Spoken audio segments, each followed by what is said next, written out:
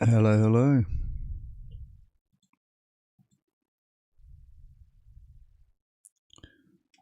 We're live, good.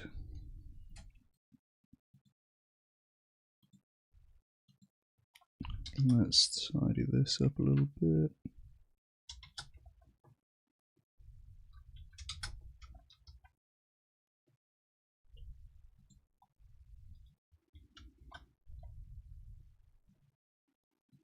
That's better. Hey, Bretta. Hey, Po. How are you both? Nice to see you.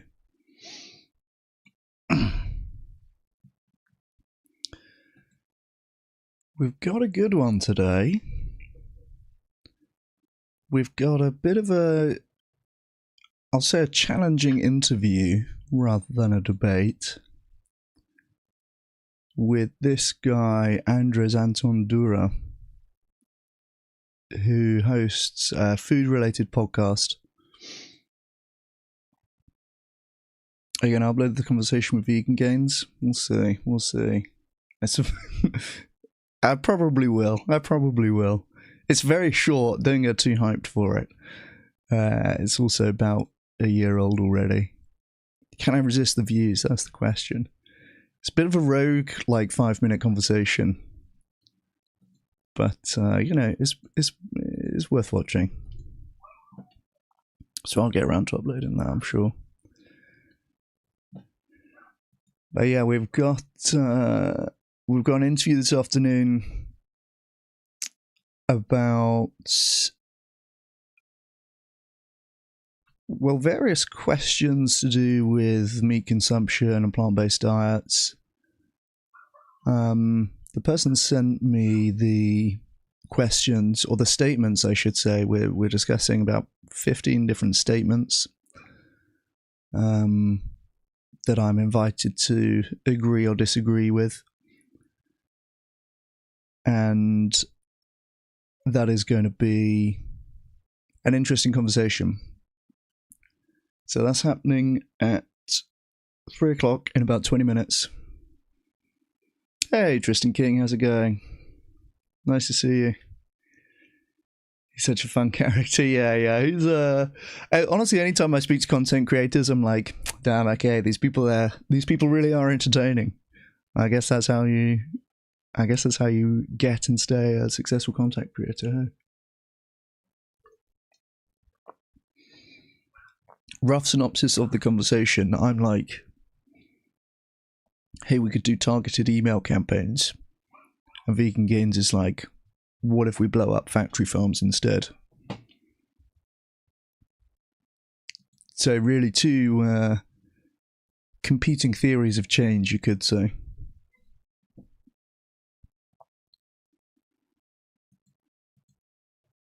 But yeah, I'll get around to uploading that soon.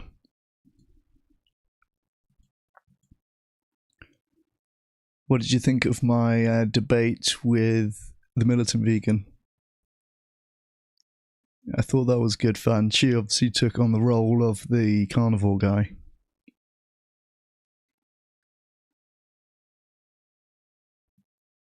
I thought that was great fun.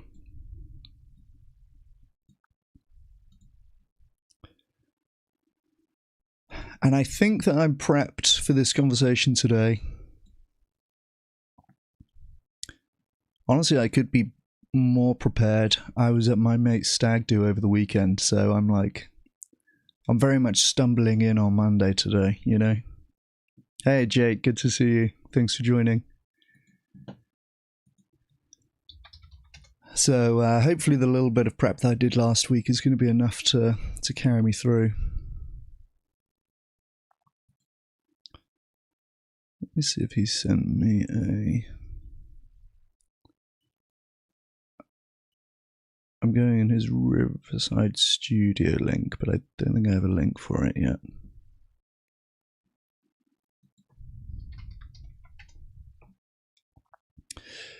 Yeah, the convo today, not to preempt too much of it,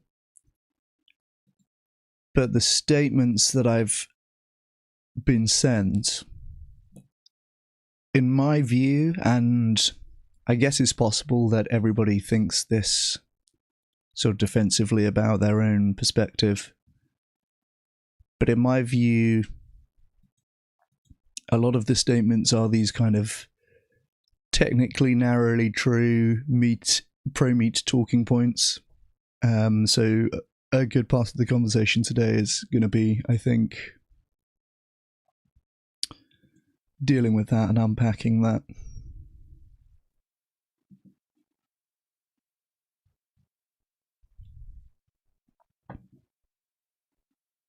Giving context, which is going to set the whole thing up. I'm quite interested to ask how the statements are derived. Because, yeah, some of them, to me, have a bit of a pro-meat framing. But I think, I think the person's a student. They're not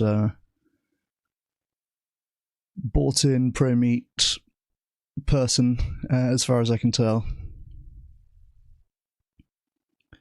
And they actually do have a food podcast, right? I think they talk about alternative proteins and stuff like that to some extent. They've spoken to Frederick Leroy, which is more than I've managed to do, so I got to give them props for that. Tomorrow's Bites, that's the name of their podcast.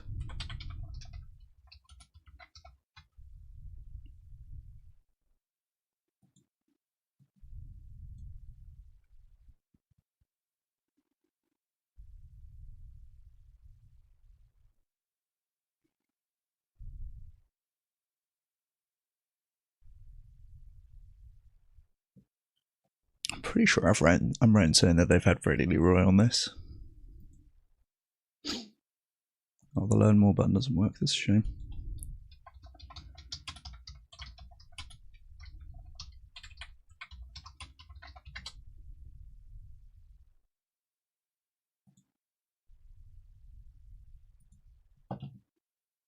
Yeah, here we go. A year ago. Oh, look at that. Freddie had over an hour to talk to these guys. Couldn't find 10 minutes to talk to me. How's that happened? Yeah, this person actually reached out to me. I was kind of optimistic that they might be able to help me set up the debate. Finally got my hand on Bruce Friedrich's new book. Oh, Base Tristan, nice.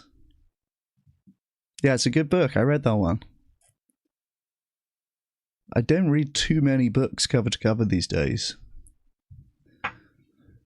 I say read, I listen to. Let's be real.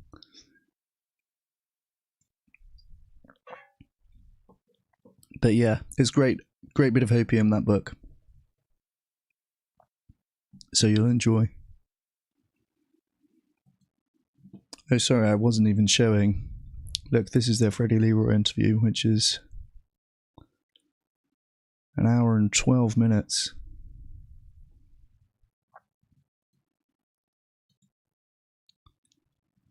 A little bit of a shame he couldn't find time to talk to me, but there you go.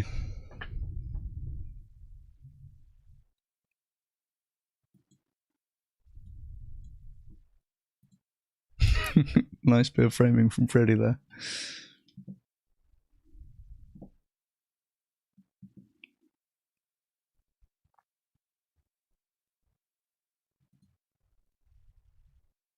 Oh, actually, do we? No, we don't. Okay.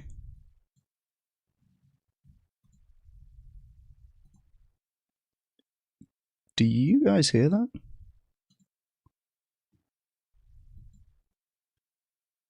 Is that coming through on your side? It's not clear.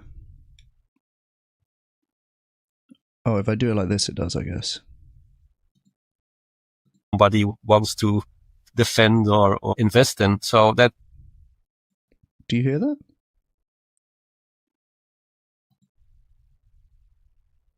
That became a very. Yes, I think so. Okay, good.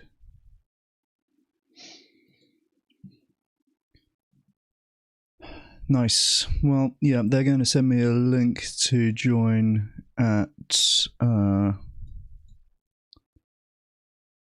3 o'clock.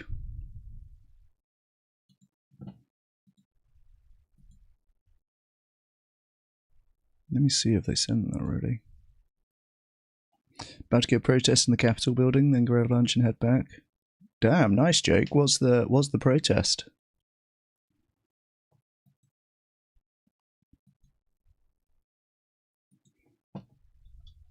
Are you streaming that? That sounds pretty streamable now.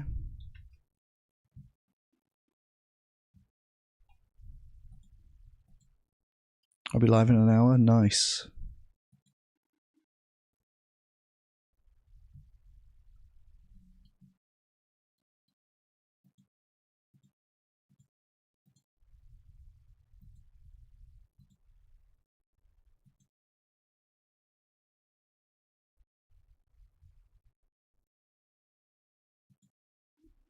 Frederick looks like a ghost. Yeah, I mean, it's not great, is it?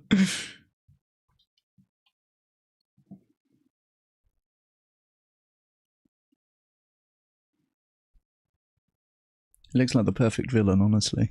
Impoverished and It's a bit like Voldemort, don't they?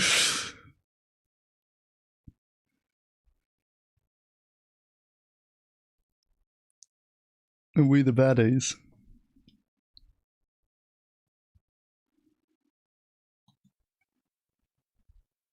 But unfortunately, we're not getting Freddy, right? I'm going to congratulate André on managing to get him, because he's been impossible to pin down, it seems. Certainly, I couldn't get him. But this show, 78 views on that from a year ago.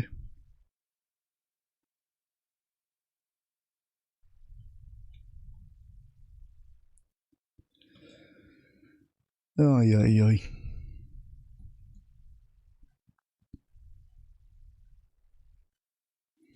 So I've got my questions in advance. I've got my statements in advance. I've done a little bit of thinking through and even finding some sources for some of these, which, you don't normally have the luxury of having all of the talking points ahead of time, enabling you to prepare. Although I will say this, there haven't been any debates that I've done so far with a pro-meat person or with any of the vegan people. I don't think there has been any points brought up that have surprised me. I don't think I've been in any. There might be like specific talking points, but they're broadly within points that I'm aware of, kind of thematic arguments that I'm aware of. So I don't think there's yet been anything brought up where I've gone, oh damn, I haven't heard about that, or I've never thought about that, or like this is some new piece of information that's going to change my worldview. I've done a decent amount of prep for each of the debates I've done so far, and I don't think I've discovered live anything that I've neglected to prepare for in advance. So that's pretty good. Jake and 2,000 others have been in Ridgeland trying to rescue beagles, but they were met with tear gas and rubber bullets. Jeez. There's a ton of people speaking about it. News stations going all over the world. Yeah, I mean, I've heard about the Ridgeland stuff. That's like today, this week, is it? Damn, good for you, Jake. You keep it up.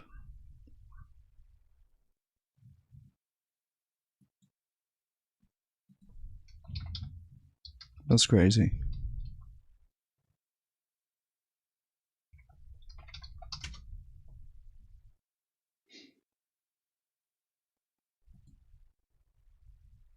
Rigland. I'm typing Ridgeland. That's what I'm not finding it. Rigland Farm. Rigland Beagles. Oh, there it is. Tear gas. Jeez. Okay, it was this weekend, huh? Saturday gone, yeah.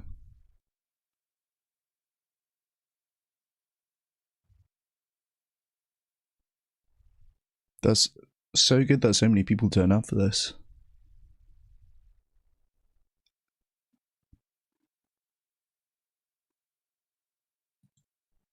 But they were tipped off, they knew it was happening, and so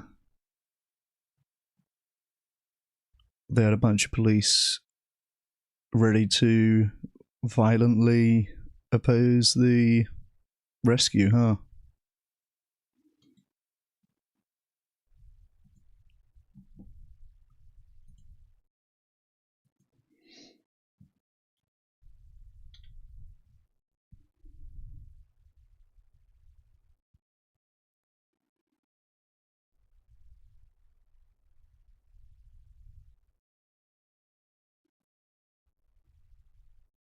Oof.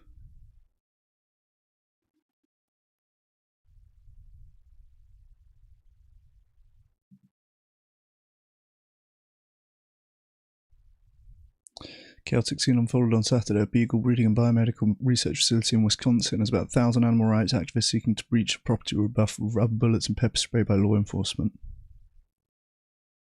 It's the latest attempt by protesters to take beagles from the Ridgeland Farm facility in Blue Mounds, a small town about 25 miles southwest of Madison. In a March raid, activists removed 13 dogs from the facility. Dane County Sheriff's Office has since referred charges for burglary and trespassing, among others, to the local district attorney's office against 62 people related to that indictment.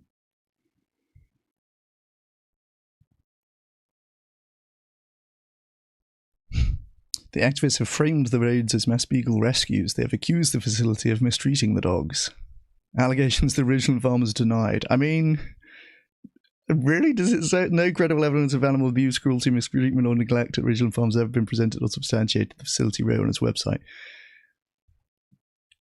They're doing medical testing on these dogs, right?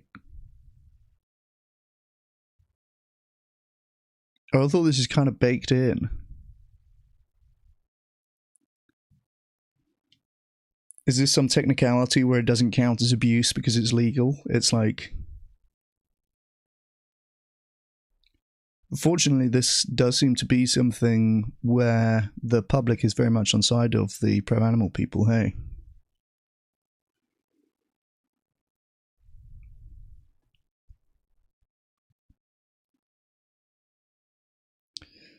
The group Coalition to Save the Ridgeland Dogs publicised their plans to receive the dogs on Sunday, but launched their operation a day earlier. The ex-council, the group's leader, Wayne Hsing, posted a picture of him being arrested at the scene. The Sheriff's Department said that a person who recklessly drove a pickup truck through the front gate of the property was arrested, preventing a potentially deadly outcome.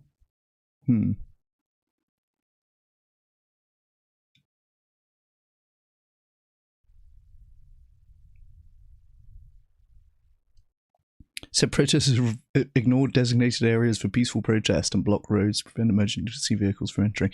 I mean, yeah, they were trying to get the dogs out of the facility. They're not going to be contained in the designated peaceful protest areas, are they?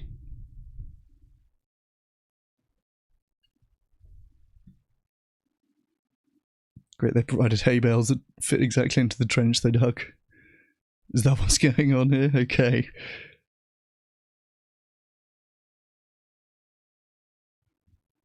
Damn, alright. Well, I'll have to look more at that. Yeah, I've been away over the weekend, so I haven't really looked at any news or anything like that. It's all kind of passed me by. I knew this was happening because, what's his name? Aiden Kankyoku was telling me about it. Oh, there's my alarm to say that this is starting.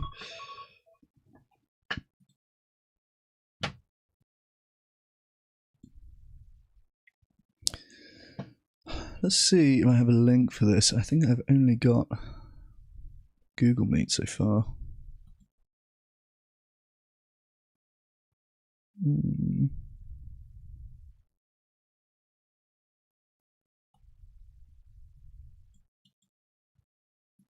Alright, let me get on the Google Meet, see if we can get that going anyway.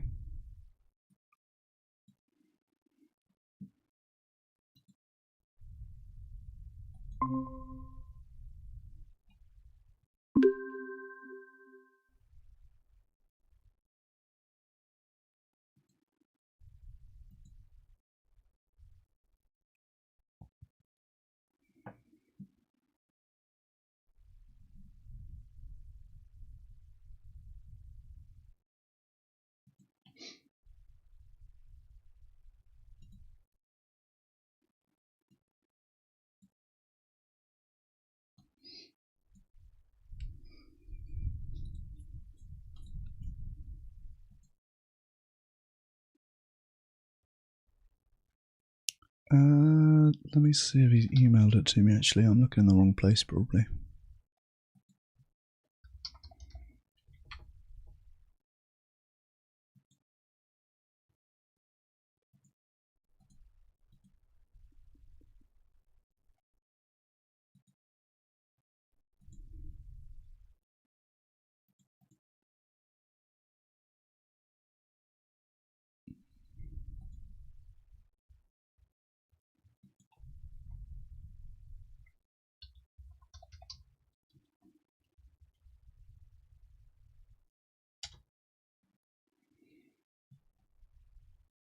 Maybe.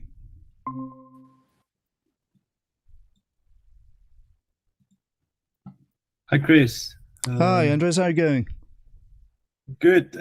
Is it possible that you join in the other link I sent you, or? Yes, I was just looking for that. I was just about to message you, ask you for the link.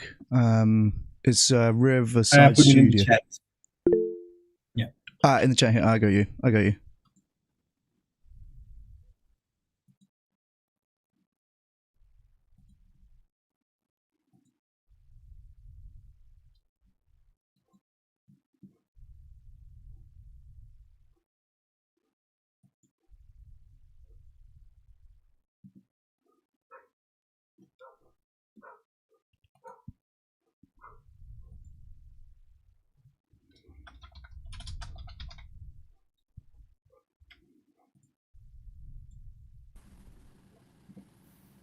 Hey, Andrés, that's better. Yeah. Okay. Thank you, Chris. Good, man. Oh, I'm live on my side, by the way. So just so you know. I get it. It's fine. I told you. I have no problem with it. Cool. Nice. You're doing your stuff. I'm just saying that I don't know. Like this, I don't mean this to be a debate like that. It's more like I'm going with questions, and I maybe will make you follow up questions on those questions. But I don't mean to give a point.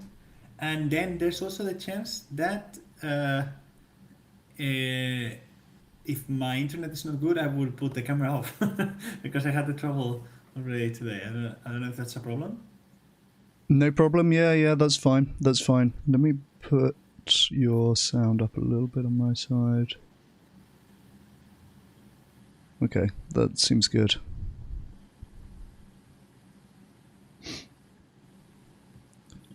Nice. Okay, well, do you want to go through the questions that you sent? Or we're starting with definitions, I suppose, aren't we?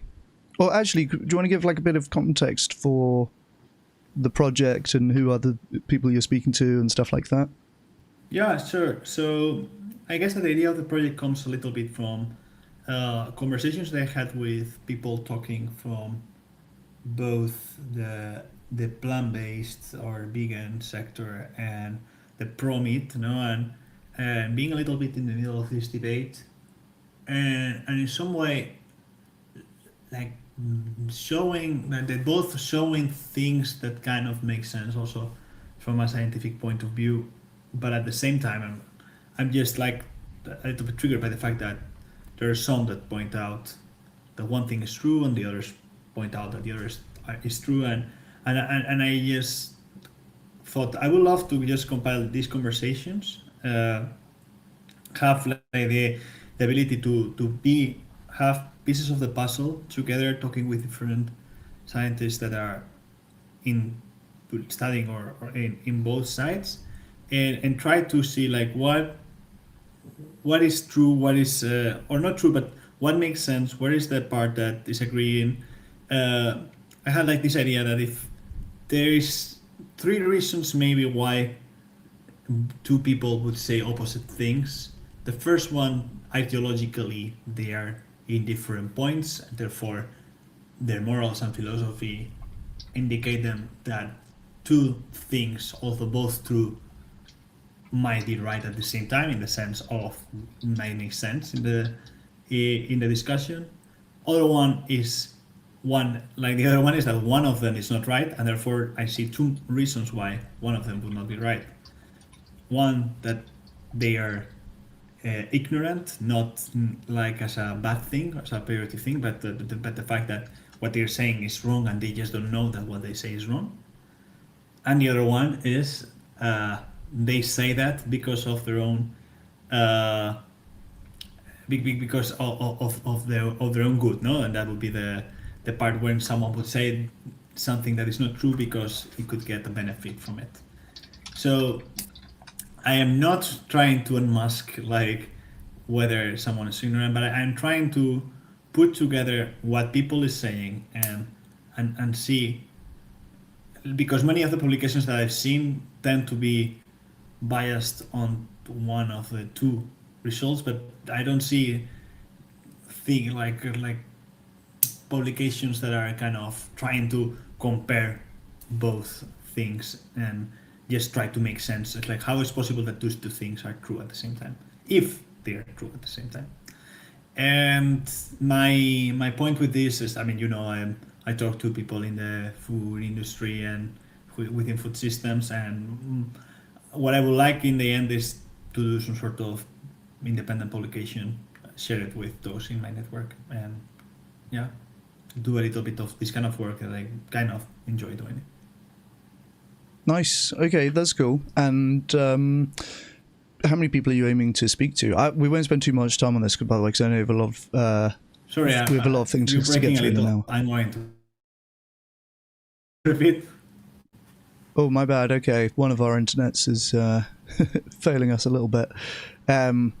But just very quickly before we get into it, then, how many people are you aiming to speak to?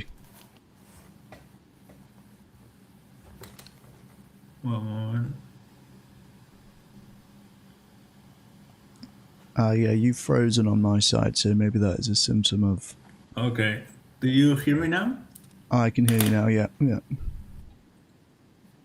Now I can hear you much better as well.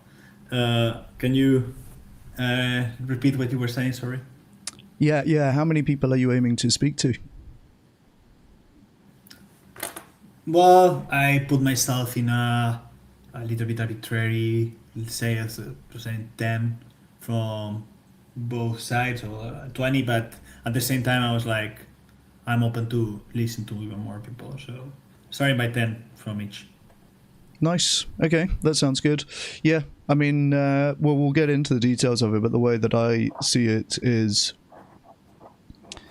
there probably are a lot of seemingly opposite statements that are in fact both true, and it's really a case of framing, and oftentimes people appear to be talking past each other in disagreeing on things which seem to be incompatible with each other. But yeah, like I said, it's going to be, I think a lot of these, on the statements that you've sent me, I think a lot of it is about framing, so we'll get into it. Yeah. Okay. So if it's okay for you, I will click here and record, because I need to take a call. No worries. I'm going to put mine like this, I guess, because the other guy doesn't have video on anyway, so...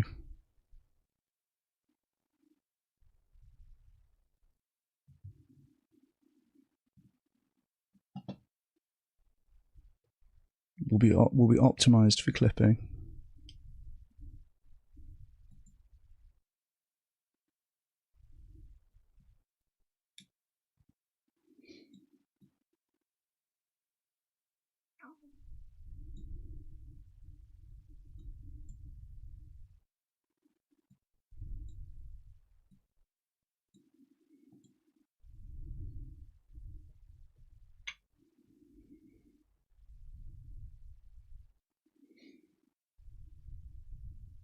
Sounds good.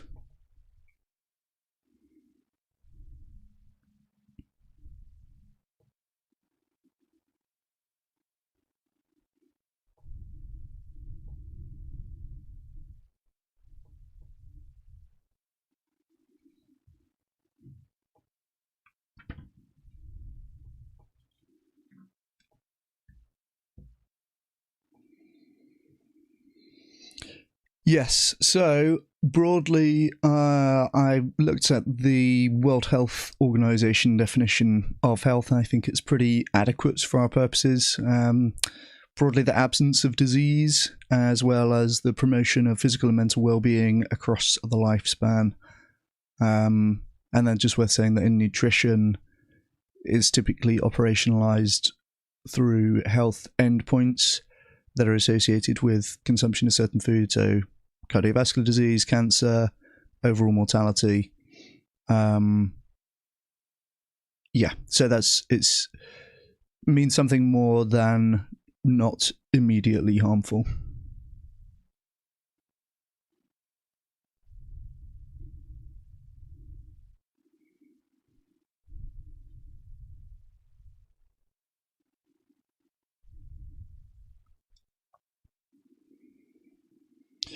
Yeah, industrial farming or factory farming, I normally say we're talking about systems of farming animals with high stocking densities, confinement of animals in small areas or cages, generally prioritization of production efficiency over animal welfare.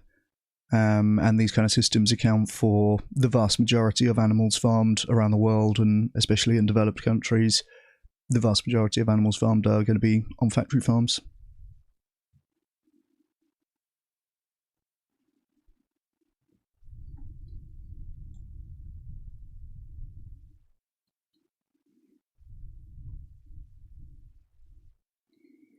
Yep, alternative proteins are products designed to deliver the functional and sensory properties of animal products without farming animals. So plant-based meat, cultivated meat, fermentation-derived products. I don't include... Well, when I talk about alternative proteins, I'm typically not talking about nuts, legumes, like just whole foods that people could eat instead of meat. And I'm also not talking about insects, which some people will include.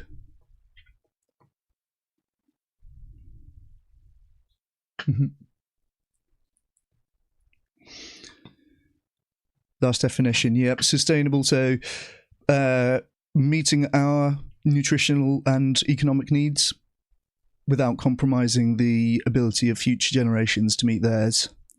So that means operating in the planetary boundaries in terms of emissions, but also in terms of land use, water use, biodiversity impacts, things which are not going to mess up future generations, basically.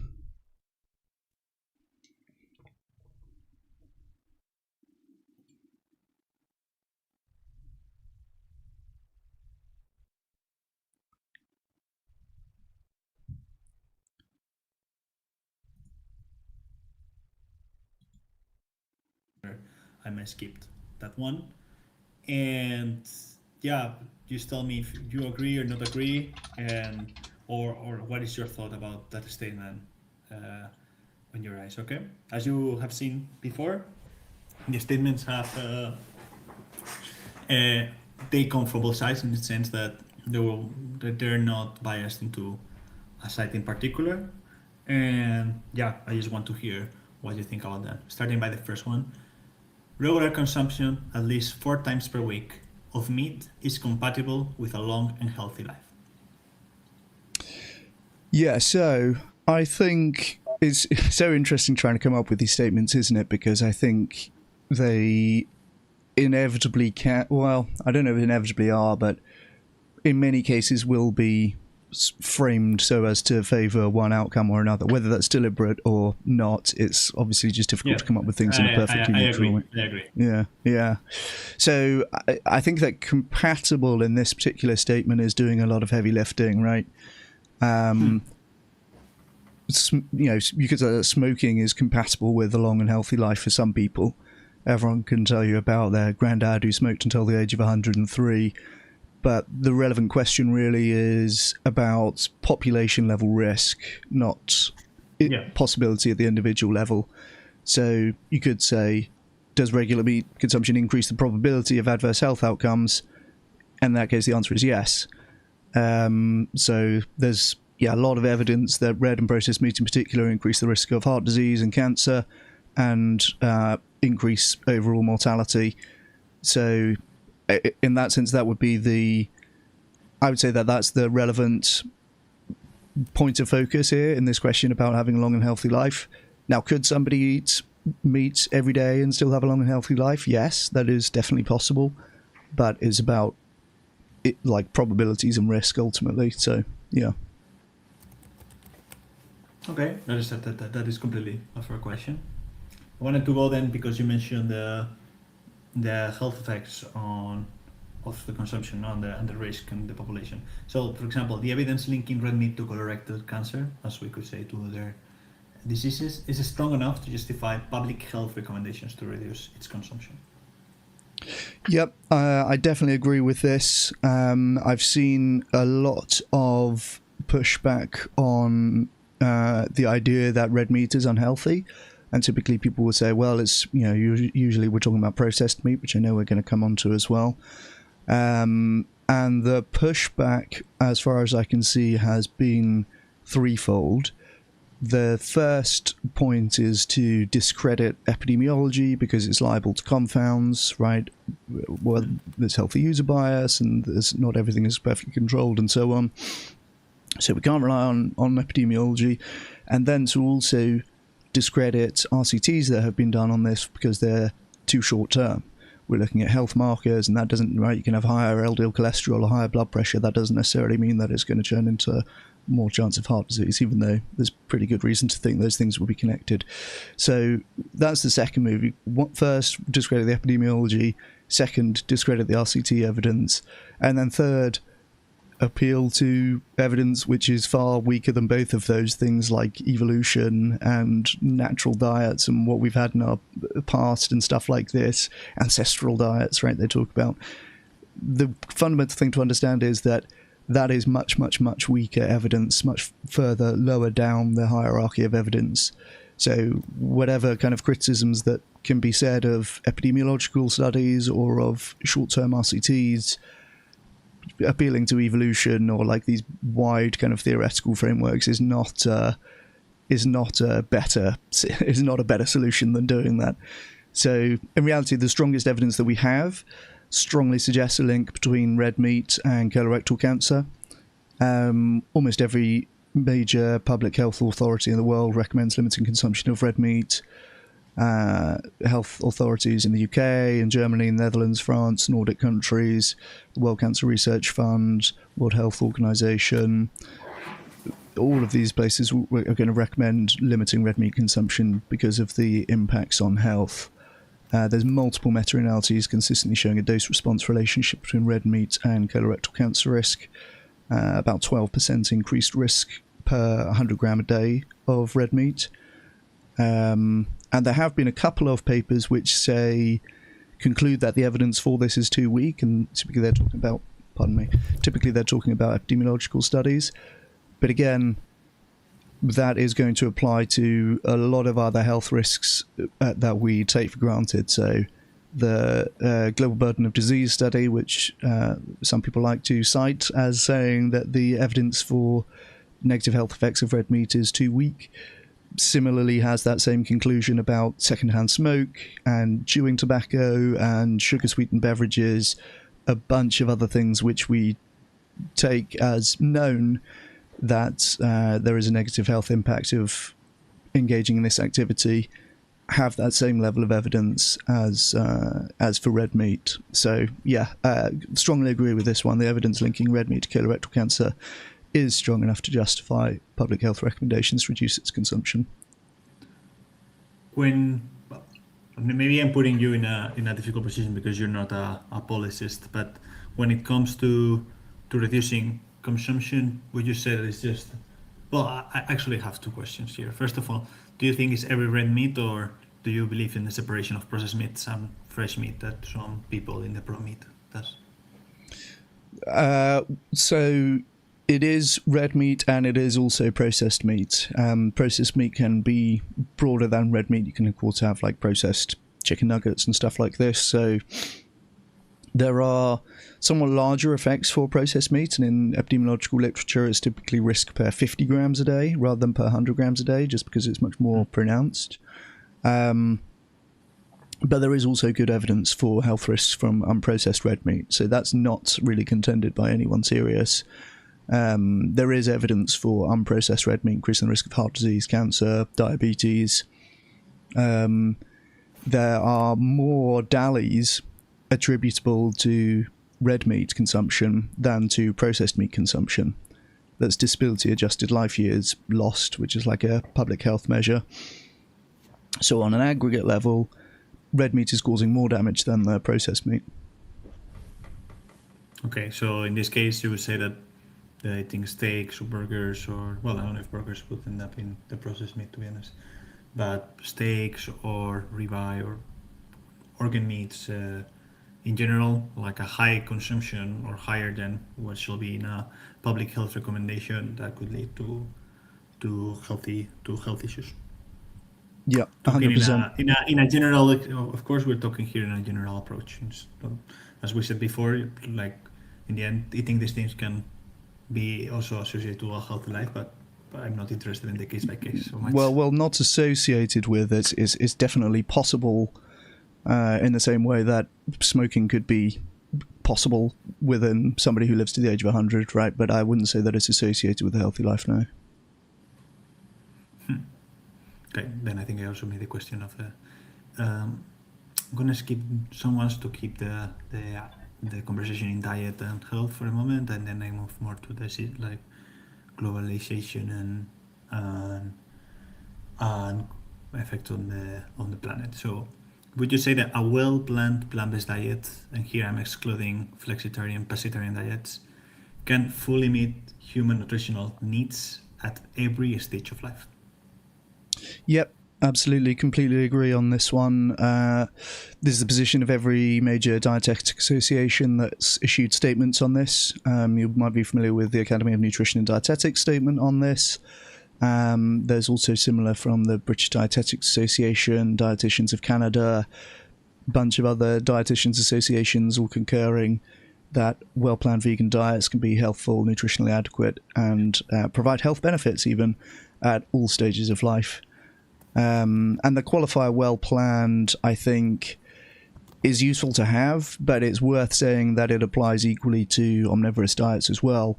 You can easily have inadequate nutrition on a diet, including meat and animal products, if it's poorly planned. So useful to have in there, but I don't think that is some unique case where if you have a plant-based diet, you need to be like especially careful in planning everything very meticulously.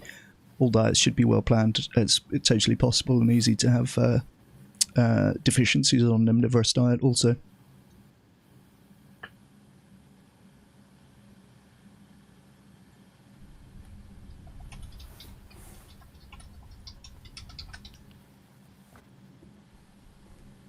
Sorry, one moment, my internet is breaking a little. I'm gonna change the source of internet. No worries.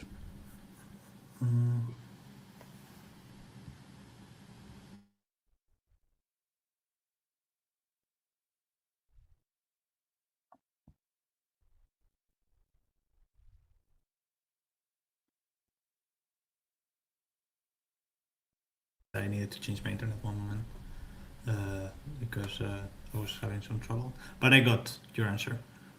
Do you still can hear me, by the way? Yep, I hear you well, yeah. Perfect. I was just making sure. Okay, so then still I wanted to bring one of the things that also I've heard from the Prometheus is the fact that this cannot be achieved without supplementation. And I understand that supplementation, and when I ask them, they believe that supplementation is completely fine, but also it's not completely a possibility for everyone, since supplementation can be expensive. So, what would you be stance in front of that argument? Yeah, so I mean, I think that supplementation is completely fine, is not particularly expensive. I think my B12 supplement, which is the only thing that you necessarily need to supplement on a plant-based diet, although I think it's pretty much advisable for everyone to be taking supplements for things that they might be deficient in, plant-based diet or not. But my B12 supplement, I think, is like 10 cents per pill. Is not expensive, and okay, it might not be an option if you live in rural Mozambique or something like that, but if you're in a developed country, if you have access to Amazon and have, $5, you can be taking supplements, and it's probably good and advisable to do so, whatever your diet. It's also worth noting that the majority of farmed animals are supplemented with B12. So B12 supplementation is providing the B12 in most omnivores' diets as well. It's just a question of whether you want to be taking the supplementation yourself or having further up the food chain, having animals supplemented and then reared and killed and fed to you.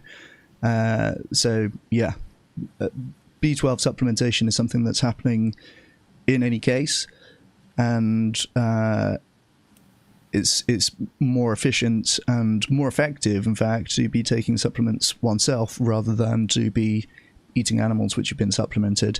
I recently shared a paper on LinkedIn that showed higher B12 concentration in the blood of people who had been randomly assigned to consume fortified plant-based meat versus people who have been consuming meat from animals.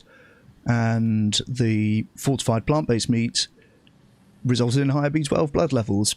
So I think that supplementation, not only is it something that's like, oh, okay, I guess you could do this if necessary, it's actually going to improve your health markers for those things. It's like definitely worth doing. Again, I think that most everyone should be taking supplements of some kind. And the idea that supplementation is somehow bad or inferior is just nonsense in my view. And I would be very interested to hear anyone on the other side of that opinion give a coherent reason as to like why supplementation is bad. Seems to be quite an intuitive thing that a lot of pro-meat people will appeal to. Oh, you have to have supplements. What's wrong with having supplements? I'm yet to hear a coherent answer to that question. No, as I heard, but I have heard people against supplementation, but not in this case. I am just, of course, this makes an argument whether, because in the end I try to think about this not only in a Western society but also in a global impact, because if the demand of meat grows, it does not only grow. It grows mainly because of the growth of population in low and middle income countries. And I thought it was a fair point, the fact that maybe while supplementation seems something doable for Western or more wealthier countries. Yeah, I think that's totally reasonable, and I think that in the case of people living in developed countries, you're going to have better health outcomes if you have a plant-based diet and you take the supplementation. If you are living in a country or some sort of circumstance where you can't afford the supplements, which again, they're very, very cheap, that's not going to apply to really anyone in developed countries, or you don't have access to like the infrastructure to deliver packages to your house, right? Then for some people living in rural Africa, probably it's important that they're having some amount of animal products. But for anyone who is likely going to listen to this, they're not in that situation. And so, I think this is important to say as well, because I think this is very much something that is sleight of hands for a lot of the pro-meat people. They'll appeal to these situations where, what about people in rural Africa? It's like, that's fine. But then they want to also take those arguments and argue it in the context of European diets or American diets or something like this, when actually, if you have two diets, one where you take supplements and have better health outcomes, the other where you don't take supplements and have worse health outcomes, it seems like a no-brainer to choose the diet where you have supplements and better health outcomes. So, yes, there can be people in the world for whom supplementation is not practical or accessible. But if you live in Europe or North America or Australia or any developed country, that does not apply to you. No, fair enough. And you mentioned just under your experience, like how many of these pills of B12 you need to take a day? Just only one? I take one pill a day, and that has, I think, 1,000% of my B12. 1,000%. Wow. Yeah. It's super cheap. It's a super solved problem. Like, I don't know if this is maybe some older people, like it wasn't that common 50, 60 years ago to have like super effective supplement. I don't know if that's true, but like this is just not an issue today. Yeah. Right now I'm drinking a Huel, which in fact is supplemented with all of the vitamins and minerals. I'm getting one can. This one can here has 100% of my B12. Yeah. see what you mean, and this might be also a little bit online and maybe repetitive, but I'm gonna make it just in case you want to do any other remarks around it. Is animal protein provides nutritional advantages over plant protein that are difficult to replicate without supplementation.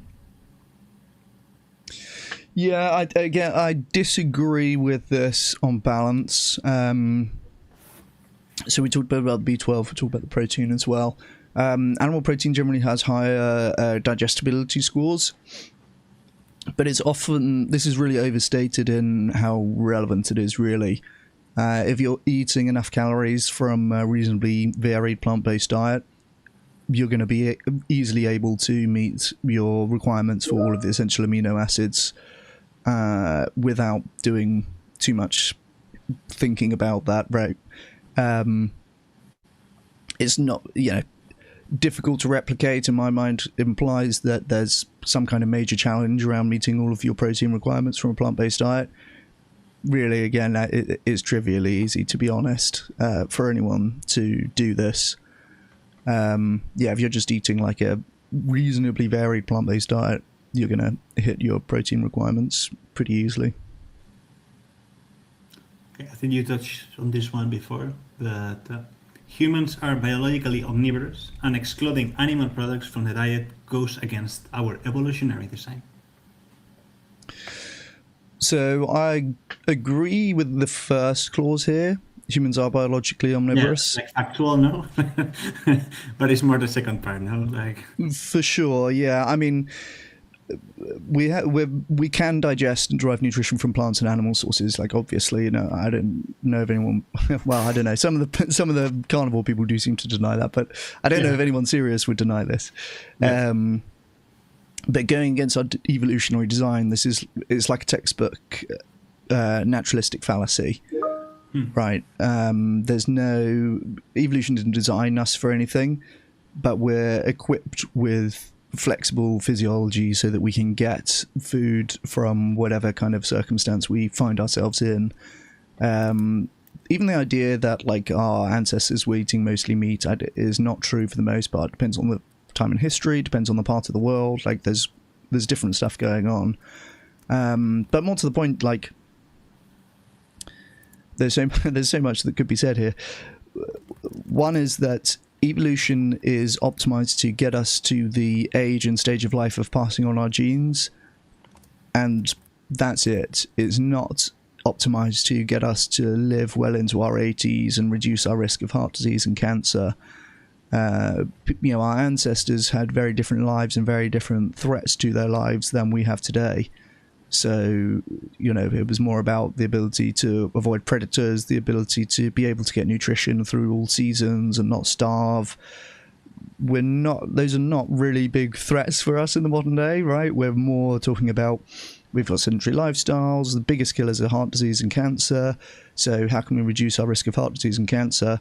That's a totally different question from what were our evolutionary ancestors consuming, right? So it's the relevant question for our health today is about what is going to actually increase our lifespan, and not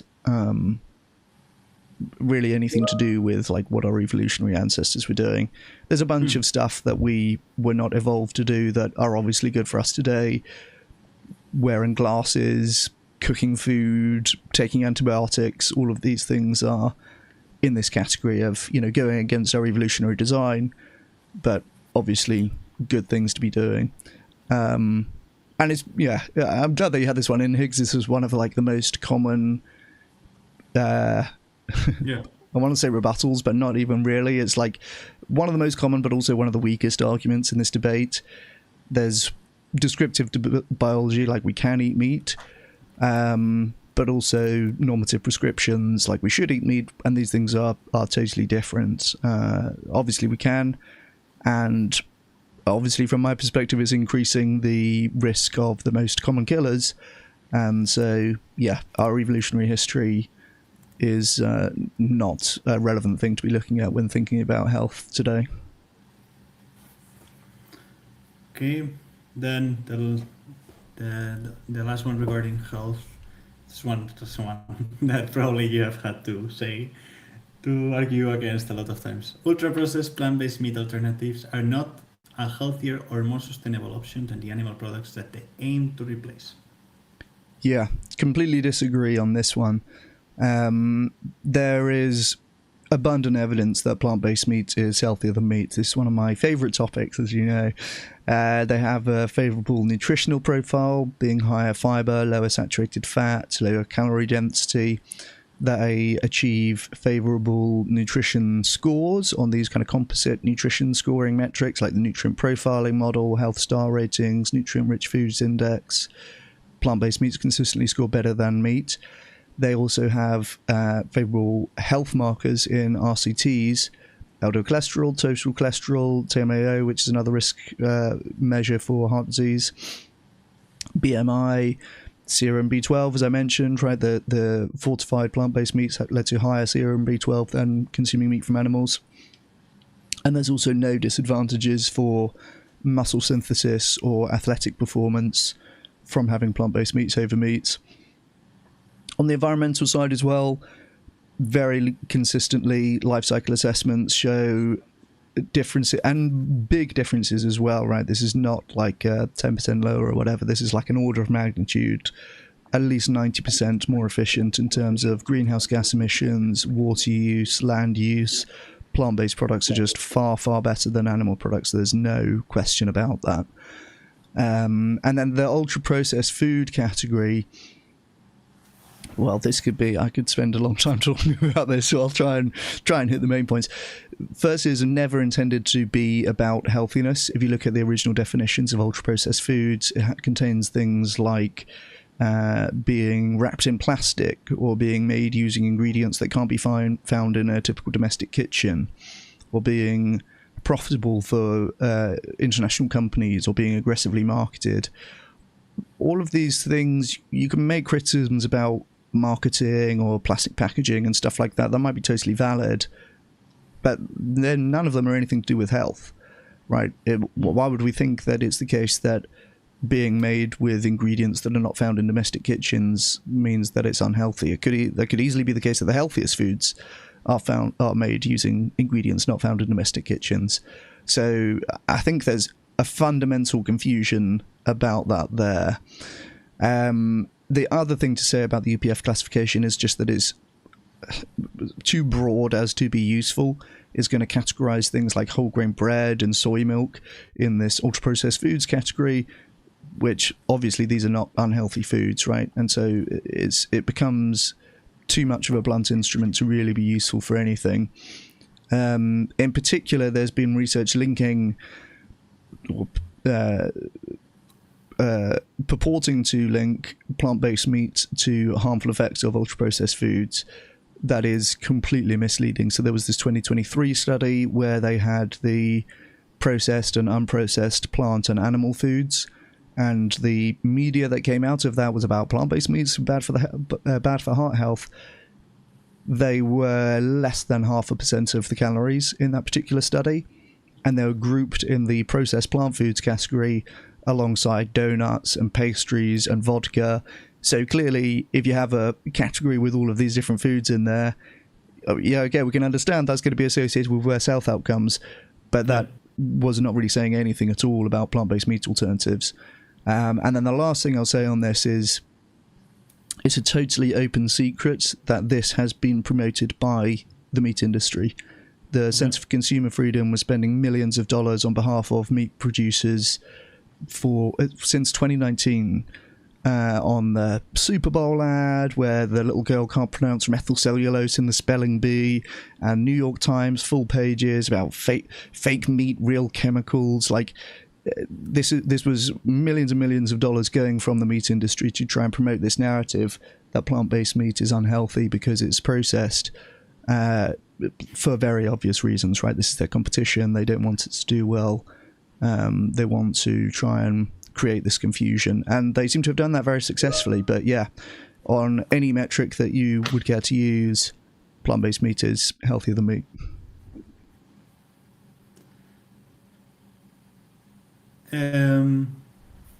Sorry, I just received also because I think we're from work, but I was just a little bit laughing because I think it's precisely for this reason what I was doing today. Today I got like someone saying that precisely alternative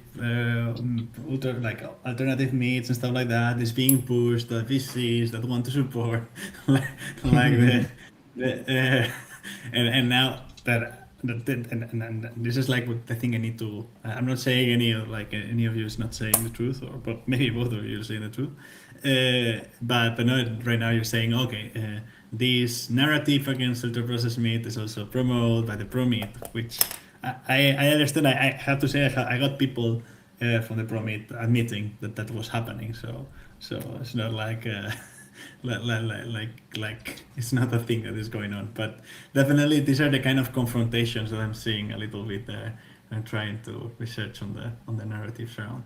Yeah, and I'll say, I think it's very telling the conversations that people will or won't have. I was just observing before we spoke, and I think I've seen before you've managed to speak to Frederick Leroy, who, as you also know, has been avoiding speaking to me like the plague for over a year at this point.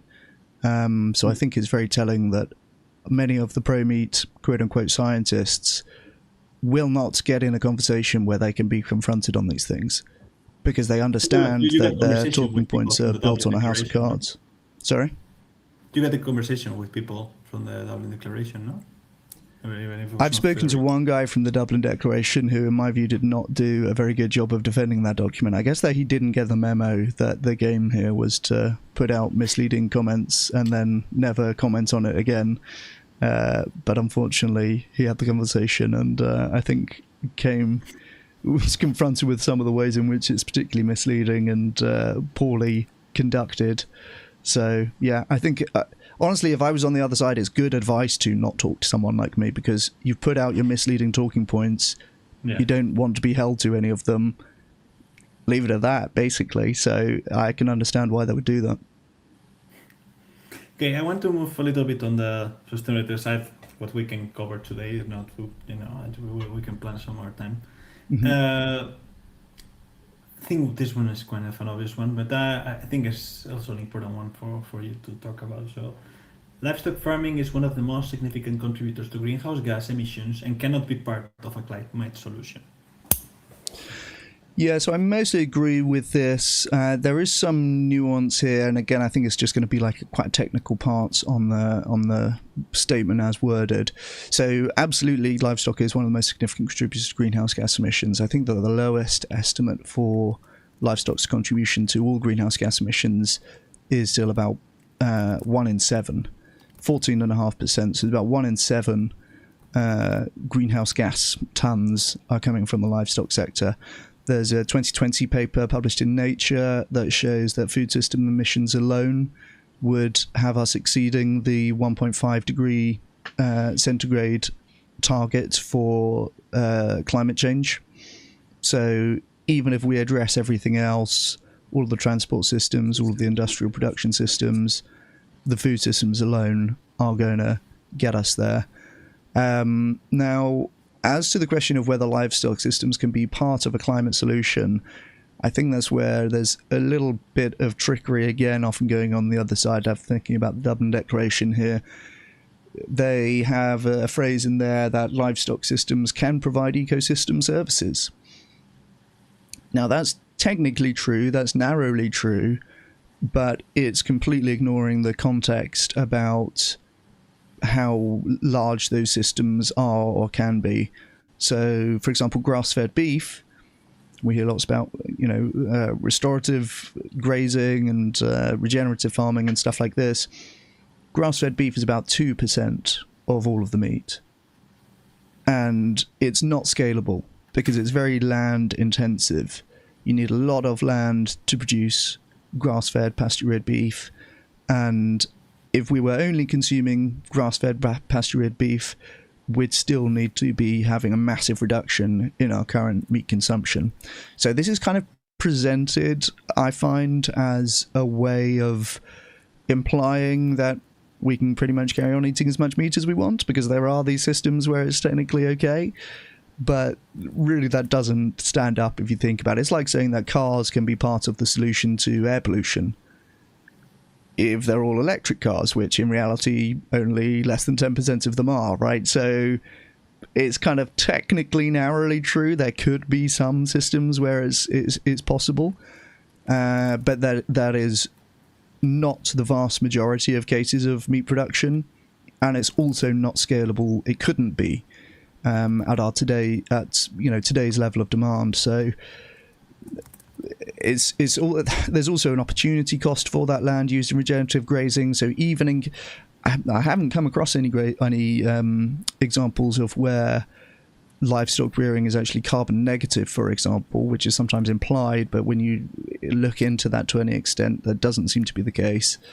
But even if there was some system where you've got the perfect grazing system, it can be carbon negative, it's still taking up a lot of land, which is a big part of the solution to climate change. So it's not going to still be better than using that same land and rewilding it or reforesting it or having some other carbon sequestration going on. So I find this is mostly presented as if it can be the silver bullet solution, and here, you can have our steak and eat it, so to speak, but it's just not. The opportunity cost of that land is so great that the carbon sequestration potential of other things that you could be doing there is taken away.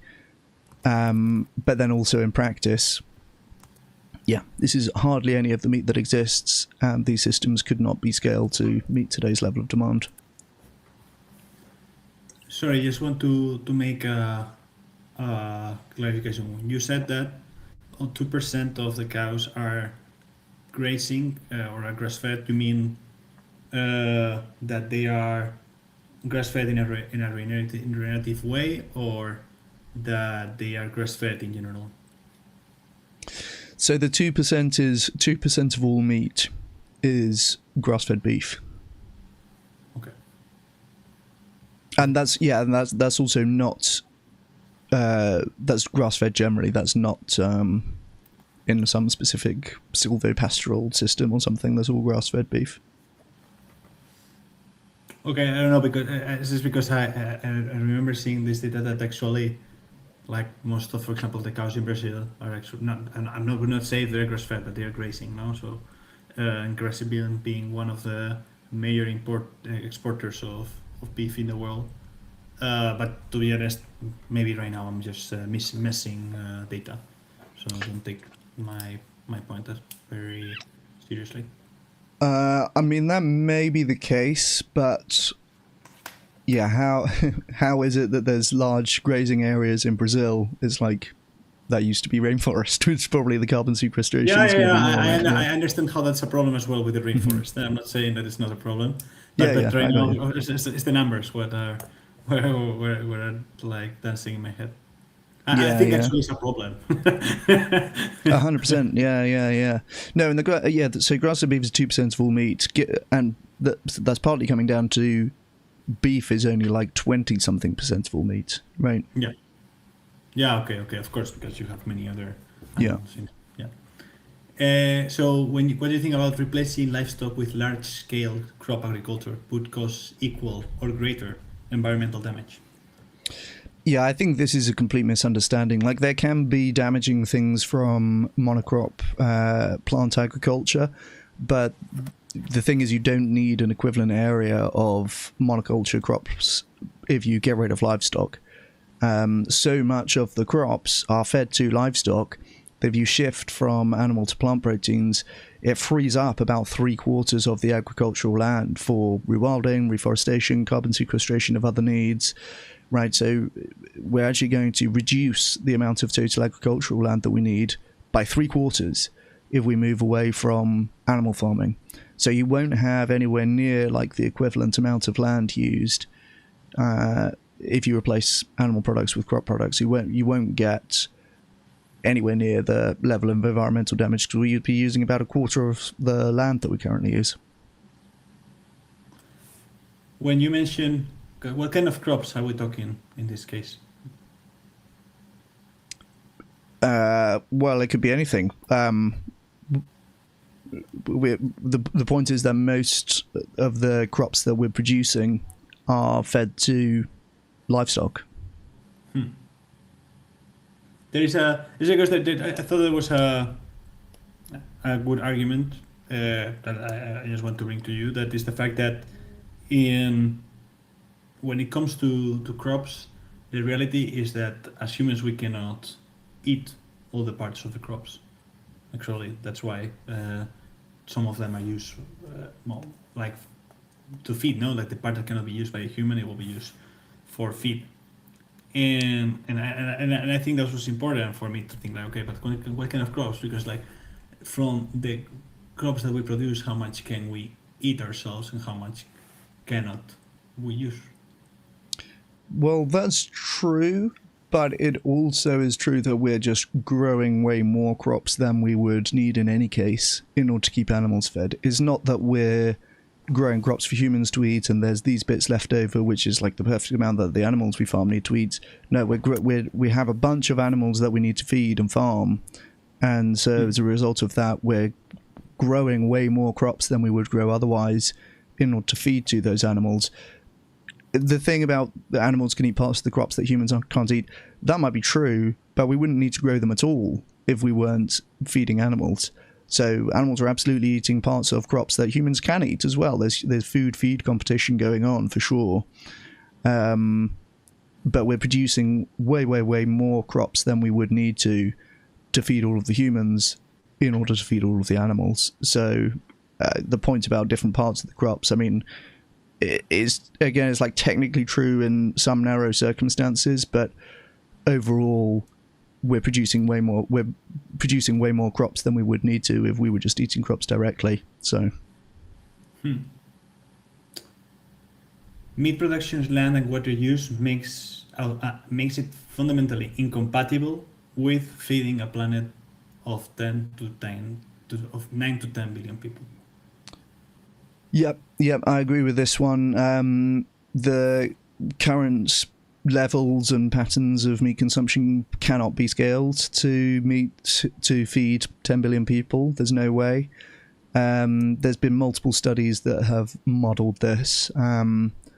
They have found that, when you model multiple different dietary scenarios, shifting diets towards more plant-based diets is absolutely necessary, alongside reducing food waste and improving technology and improving yields.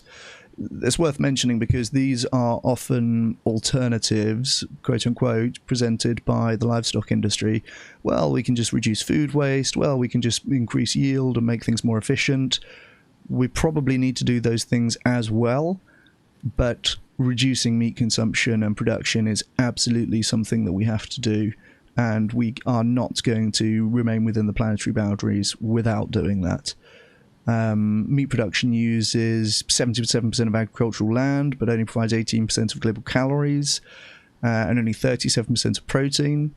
So it's a hugely inefficient use of our agricultural resources, farming animals.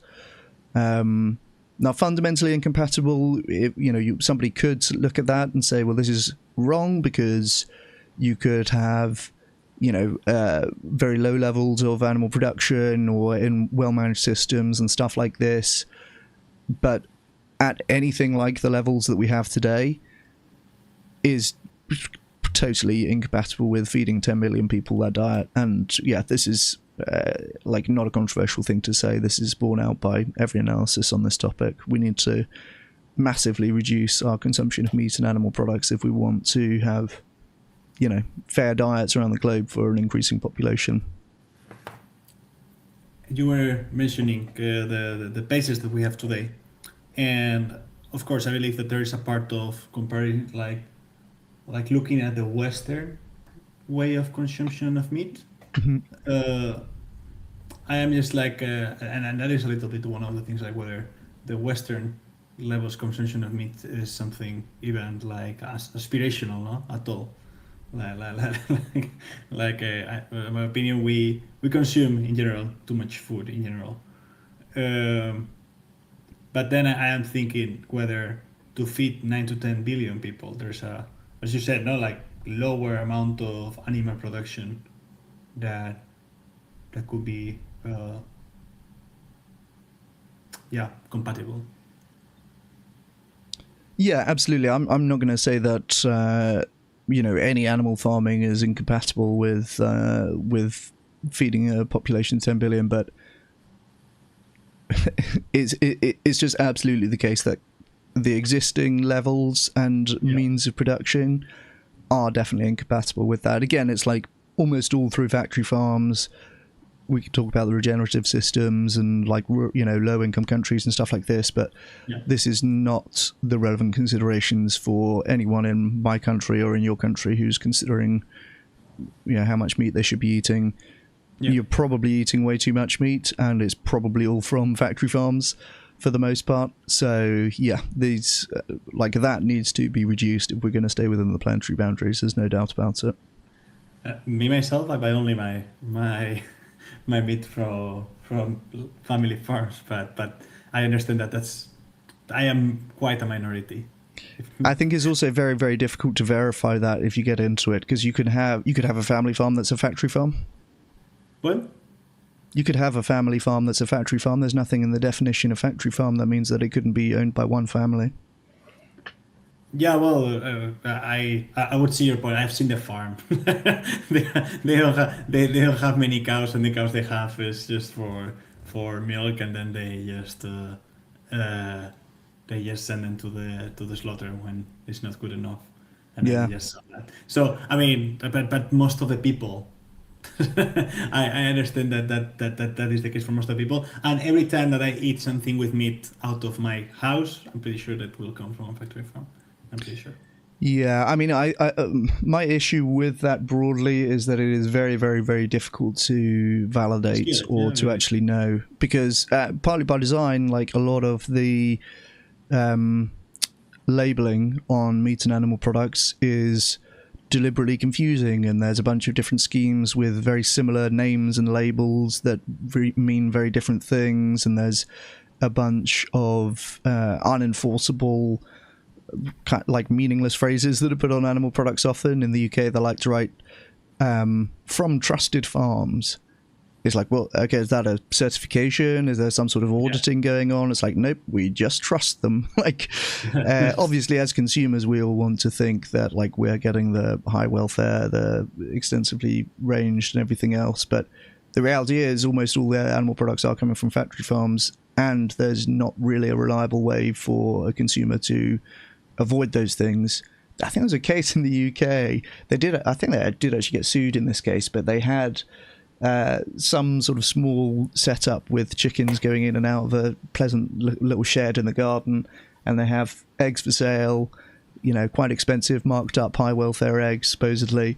And it turned out that they were just going to the supermarket, buying caged eggs, and then putting them in this like pleasant little basket outside their country house, right? So obviously this kind of thing can go on, and it's really not possible for consumers to be able to verify if that's happening. So we do need better mandatory labeling and enforcement of animal welfare, but that's not something that we have currently. I think it's just Switzerland are just about bringing in some of that stuff. But for the most part, it's consumers don't have any way of knowing. No. I mean, that's my opinion. People should, when possible, try to buy from farms, local farms, where they can go and see us. Like, I know that it's not easy and not reachable for most of the people. We're all in this society, but I think that is a way also. It's good when you know what you buy comes from. But even then, you don't know for sure, right? Because it could be you're shown a nice farm, and then you're sold cheap factory farmed meat that's been marked up with the marketing story, right? Well, I mean, I don't know. In the case I'm meaning, it's just a farm where you see, and they have like the little store and everything. They don't sell to. Yeah, you can just. I mean, they were kind enough to show us a little and everything. But well, yeah, it could be. Yeah, but it you could be. don't know that the meat that you're buying is coming from the farm that you're seeing. Well, yeah, no, true. I went. I didn't go with them to the slaughterhouse. Right. That's right. Okay, I think that there's only equal because I see some overlappings in the thing that I put here. So, okay. Livestock farming is essential for food security in rural and low-income communities, and cannot simply be phased out. Yeah, I think that's a fair comment. I'll say partially agree with this.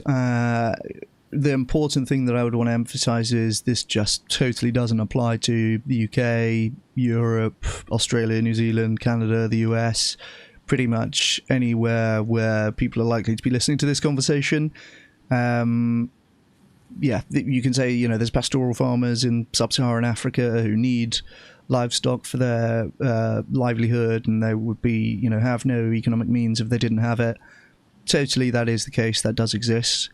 But it's also totally irrelevant for broiler production in the UK or, factory farmed pigs in Denmark or anything like this. Like this is not describing the situation for over 90% of the world's meat. So I see people like our friend Frederick Leroy who are just not being honest when they invoke this argument, because they want to talk about, hey, there's some situations where it's essential for rural livelihoods and food security and economic security, but then they want to take that to go and lobby for like more subsidies for factory farms in Europe. It's like, yeah, it's a completely out of place argument, and it's more often I see invoked, out of context. But I believe that is one of the, and I see your point, and I see that they tend to bring this to a conversation in which is not necessarily relevant. Mm-hmm. But at the same time, I understand the point where, I don't know if I think it's like kind of half of the people in the world lives in low middle income countries, if not more. So I understand that when you're doing a conversation about the meat shall be consumed, like of course this is an important part of the population, but when the conversation is only about Western countries, that is where this argument loses a little bit of power, and I see that as one of the major misalignments in the debate. Yeah, I think so. And it's possible that you can find vegans who say no, it all needs to go, and there's no excuse for subsistence farmers in Africa or something like that. It's possible that you can find people who take this kind of view, but I would just be more concerned to point out, like, okay, I totally grant that, and yet it's not relevant for any kind of like policy making in Western countries, basically. I see Freddie Leroy will concede on that when he's pushed on it, but as much as he's possibly allowed to, he will allude to these kind of situations and then infer from that, hey, there's no need to reduce meat consumption in Western Europe, for example. So yeah, I think that's mainly how this is invoked in a pretty much dishonest way, I would say.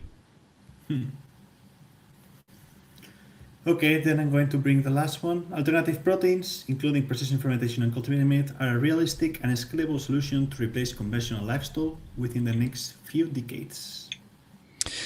Yes, I agree with this one. Realistic and scalable, yes. I think within the next few decades is plenty of time scale to be thinking about this. Obviously, plant-based products are already at commercial stage, and they're getting cheaper and tastier and healthier. They are improving year on year. After a few tough market years, there's indications now that they are starting to grow again in many of these markets. So I think plant-based products are already getting there. precision fermentation is scaling for specific applications, dairy proteins, fats, and some functional ingredients as well. But again, there's already commercialized versions of this that you can buy. So too with cultivated meat is now for sale in the US, in Israel, in Singapore, in Australia, and a few other countries, I'm sure, that have approved cultivated meat products. They're on the market. You can buy them today if you live in these places. Mainly the hold-up for where we are is to do with regulation. And in particular, the EU's like fairly slow-moving regulatory framework, which the UK is exempt from for now, but we'll see. We'll see what happens with this. So yeah, that's the main challenge for cultivated meat at the moment. But there's already examples of cultivated meat products which are hitting price parity with conventional meat, which nobody expected to happen for years yet. We were reading the other day about Aleph Farm's cultivated beef steaks, which are able to be sold at, I think, a 20% margin from their perspective and still be cheaper than conventional beef steaks today. So I don't think anyone thought that that was going to happen like in the next decade, maybe. There's a whole cuts beef steak, cheaper than conventional beef steak, now available from Aleph Farms. It's like, wow, okay, that's really ahead of schedule as far as I'm concerned. Before that, we saw the Parima, formerly Gourmet, cultivated foie gras, which is also below cost parity for foie gras. Now, of course, foie gras is a very expensive product, so there's a high cost bar to get below, and also a bit of a simpler texture to get right. But that happened, I guess, last year. So there's already some product categories now where cultivated meat can be cheaper than conventional meat and is being made in formats that even the biggest optimists in the field probably thought were years away. So yeah, I think alternative proteins are a necessary part of the protein transition. And yeah, further investment in research, development, scaling of alternative protein products is something that we need to see more of. Yeah, I think that's probably all I'd say on that. Yeah. What is your thoughts about, like, in your eyes, is cultivated meat something positive? Yeah, absolutely, yeah. Because I only have like this a little bit troubling idea that is, we are aware of the problems of the high intake of meat. However, cultivated meat could be a way of easing even like a higher consumption of meat. So that is why sometimes I'm a little bit troubled about that aspect, because when there's no a stop on the limitations of, like, at least a cow has a limitation of how much meat it can produce, but when a plant with cells does not have those limitations, what does that mean in the increasing of meat consumption? Well, one cow does, but a global factory farming system basically doesn't, right? People are able to eat far more meat than is healthy for them. I mean, I think there's levels to this. Like, one of the levels in which we would care about overconsumption of meat is for the environmental impact. And in that case, cultivated meat is far better than conventional meat. Again, orders of magnitude lower greenhouse gas emissions, water use, land use. Yeah, in those aspects, I understand. But of course, since we're talking that, consumption of meat can have a relationship with developing heart disease, colorectal cancer, and many other potential. Does that change with cultivated meat, or since cultivated meat is kind of the same thing? Yeah, so on the health level, yes, to the extent that meat is unhealthy, we can expect the same from cultivated meat in the same ways. There has been some conversations where when you're making cultivated meat, you're not just like stuck with the fat profile that you get if you're taking meat from an animal. So you can replace saturated fat with healthier fats, omega-3 fatty oils and stuff like this. That was a bit more of a fashionable thing a few years ago. I'm not sure how many cultivated meat producers are doing that. But yeah, you can make the formula of the meat exactly as you would want it to be, and you're not kind of just stuck with what you get from the animal. So yeah, I mean, it's not advisable to consume too much red meat, and the same will be true for cultivated meat. But the other benefits in terms of the environmental impact and obviously not slaughtering animals are going to be very much on the side of cultivated meat. Yeah. I mean, it's true that we are not still. No, we cannot know really what's going to be the energy, impact of cultivated meat. We cannot, because there's not been like cultivated meat, the scale production as we have of cultivated. But I could see what is like the case behind it. Yeah, I agree with that. The energy consumption is the only bit that's a little bit uncertain, exactly as you say, because there's not an industrial scale that we can look at yet for real outputs. But that said, energy is probably the easiest part of the environmental equation to fix. Resource energy, like resourceable energies and everything, regenerative. Exactly. Yeah, if you're having solar energy, or you can green the energy supply, but greenhouse gas emissions are greenhouse gas emissions. Like there's no way around that. So too for water use, so too for land use. These things are much more insurmountable or intractable compared to energy use, which our energy is getting greener all the time. Yeah. No. That one I can see it. Okay, Chris, thanks a lot I'm gonna stop now the transcribing. Thanks a lot. I think it's been very, very stimulating, as always is. Because as I told you, like there are already things that people has told to me, and then you also come with this, and then I already see like where are the misalignments a little, and where are the and where are a little bit the pitfalls of maybe like one side of it, and then now I see it more in the meat. It's true that every time I have one conversation with one and with each other, I'm always like swinging, but that's why it's good to have everything recorded, and I can have like the transcript, so I can say, no, Andrés, remember this point as well. Absolutely. Yeah, well, it's a very cool project, and I appreciate that you're trying to be very even-handed with it. I think it's informative to watch debates to the extent that they are allowed to happen, because people are bringing their best points, and if I'm making a bad point or a misleading point and there's someone else who has the opposite view, they can immediately point that out and show why it's wrong. So I would love to have debates with any of the pro-meat people that you speak to who are up for it. My problem with debates a lot of times is all the debates in the internet is how would I say it?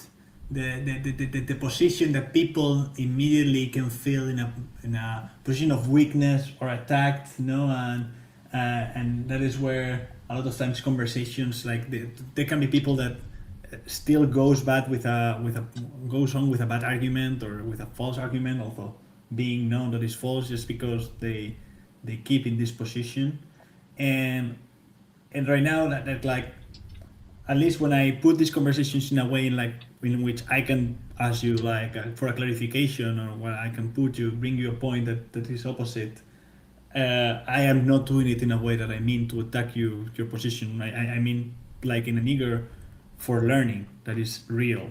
And a lot of times in these debates, I'm not saying it's your case, Chris. Maybe I say it more in the case of other people I've seen you debating with. I don't see an eagerness to learn. I see only eagerness to protect a point of view. Yeah, I think that's usually right for the people debating. Hopefully not for the audience. Well, frankly, most of the audience for these kind of debates are most likely on one side or the other, if you can think about it like that. And then I guess psychologically what happens, probably if you feel that your side has lost a debate, there's a whole bunch of kind of processing that goes along with that. People will try and come up with their reasons, and my person didn't say this thing, which I would have said, right? Of course, everyone thinks Monday morning quarterback, as they say. So there's, I'm sure, like a whole bunch of dissonance-reducing strategies that people employ when they feel that their side has lost a particular debate. But hopefully some of that over time results in subtle changes of positions or particular arguments or talking points which are subsequently discarded, like the thing about the global burden of disease study. I've seen that said by Paul Wood, and when I debated Paul Wood, I said, well, this also applies to passive smoking and chewing tobacco, and we accept that those things have strong evidence. And I've seen him saying that point again, and now I can just say, hey, we spoke about this in our debate. You don't have an answer for the thing about passive smoking. You should stop making this point. So, yeah. I think I saw in that one in your last debate. I can understand the point anyway of like tobacco, passive smoking or chewing tobacco does not have any health benefit at all. While the consumption of meat, there's there's still something that could be up and down. And I see your point as well, in which still that is not necessarily like you in the end you have worse health outcomes, no, and then you could choose just not to have worse health outcomes, right? I see that as well, but I understand when tobacco is not necessarily the most, for example, for meat, no, because there is literally zero health benefit at all. I don't know about that. I think, some people feel relaxed when they smoke cigarettes. There might be psychological benefits, but we look at it overall and we say, okay, this is probably not worth getting lung cancer. That's just how I look at red meat consumption. Tobacco has psychological, but it's created by the own tobacco, there's a little bit of a loop in that you get. I can have the same health, psychological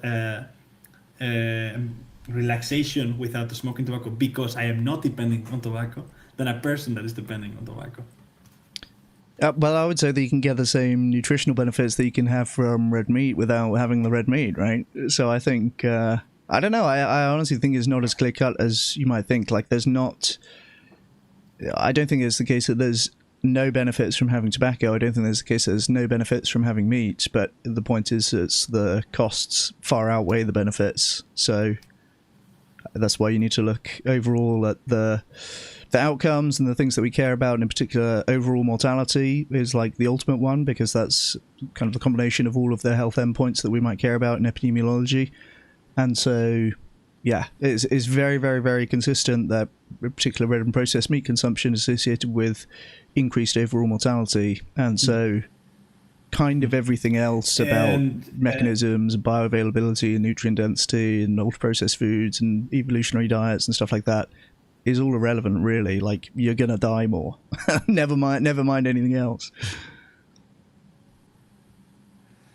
Just one more thing I wanted to bring, if you could tell me other I don't know, scientists or people that does research with a similar vision to you that maybe I could talk to, maybe in a different kind of expertise as well, since that can be also meaning another points to be covered. I've already in contact with some others, but as I told you before, I'm always eager to talk with more and more.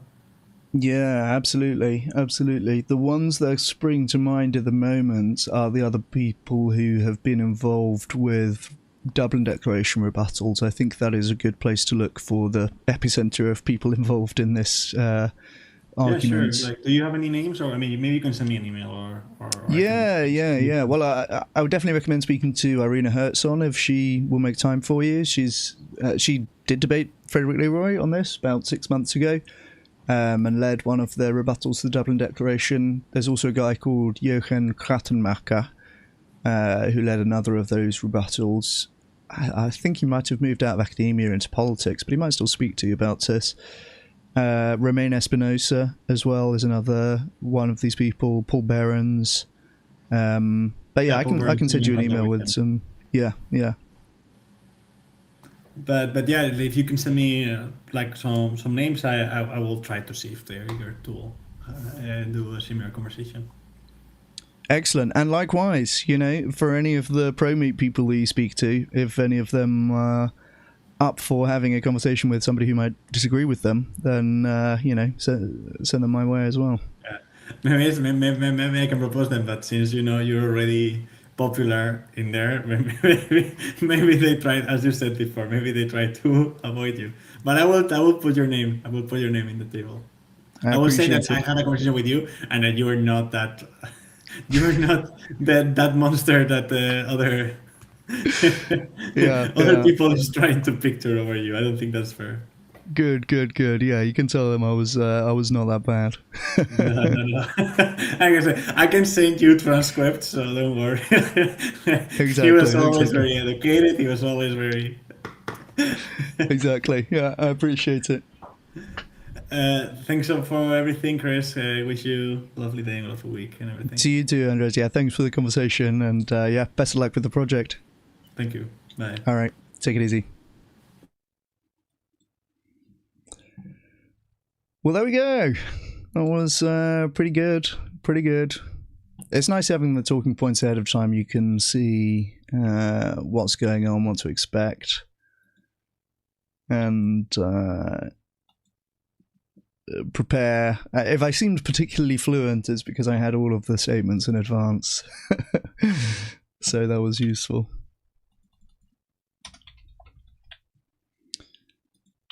Let's see what else I have that we could take a look at.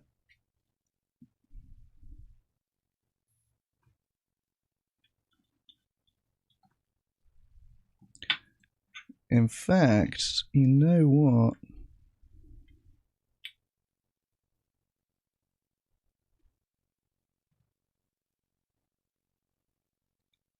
Non-addicted people seem to benefit from nicotine and high-level cognitive tasks like chess. Huh. So the addicts getting back from even their withdrawal. That's so interesting.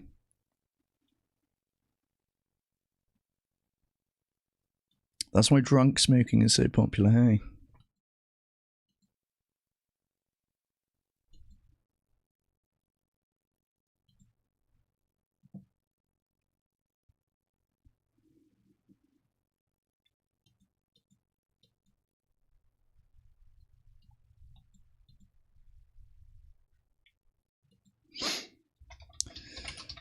Let's see. This big new campaign that is launched today.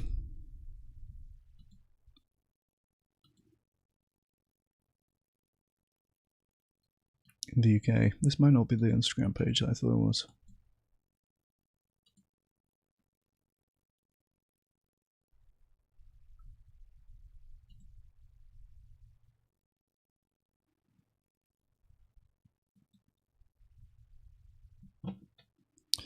This is a huge new anti-factory farming campaign that's launching today in the UK on the underground.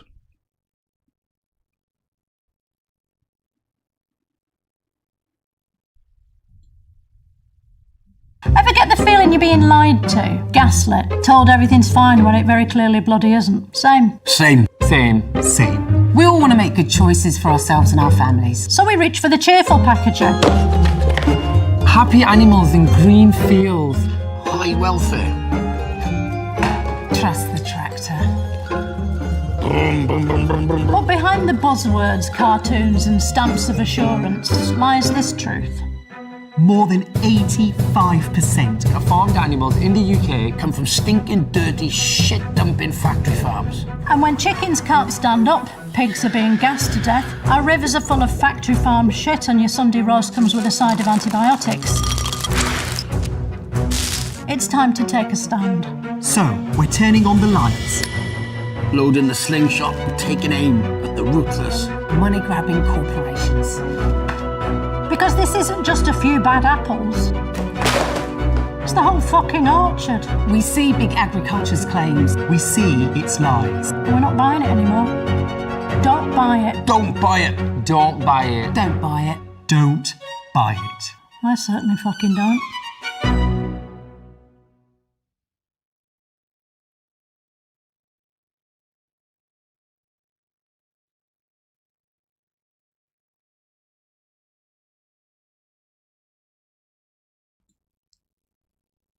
So this is, yes, she is. Yeah. Kunk on Earth is indeed vegan. Yeah, Diane Morgan. She's also very based. She's also very active.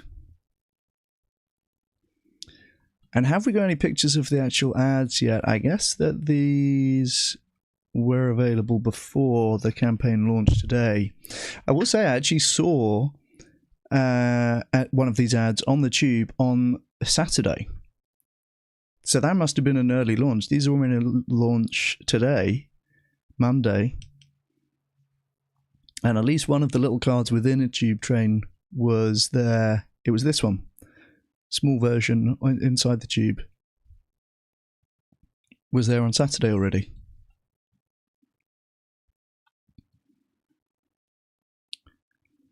But can we see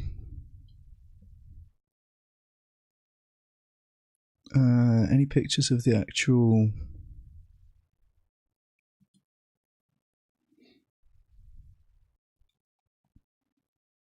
campaign, which is now live as of today?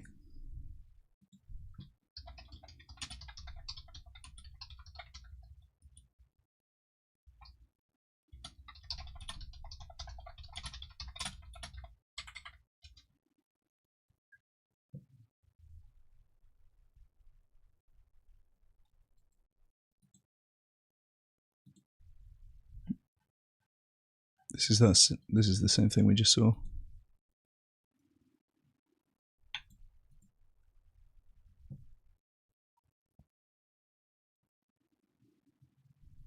Hey, there we go. There's a live one.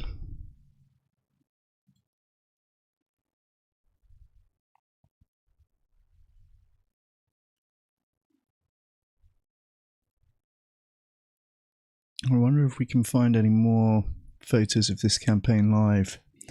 It's going to be a huge campaign covering the London Underground. What's this article about it?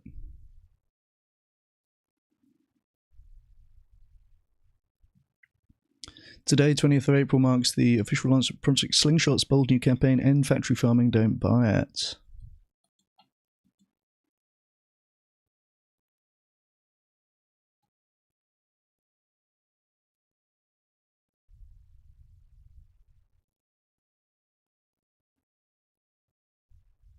Damn, look at this. These are all the meat companies, the parent companies. It's just like 5 parent companies producing all of the meat in all the supermarkets.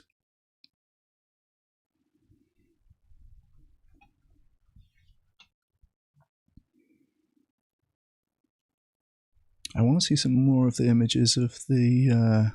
I think this is the main ad for this campaign.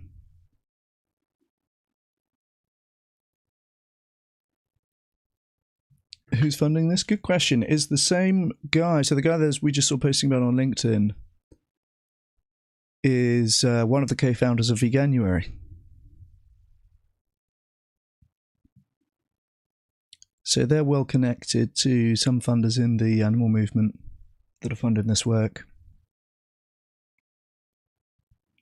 More than 750 ads appearing in 206 tube stations and over 2,000 placements inside garages.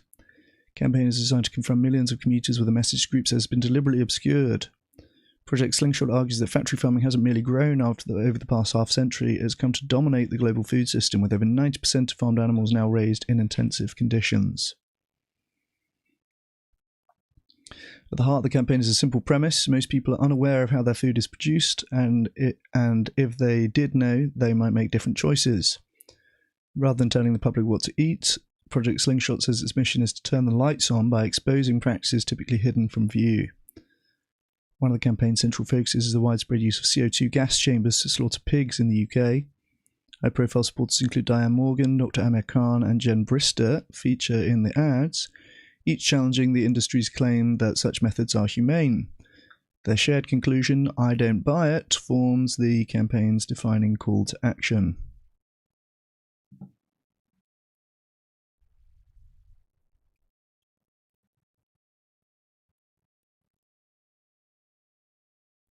God, it really disturbs me the number of people who paid to obscure and obfuscate this stuff.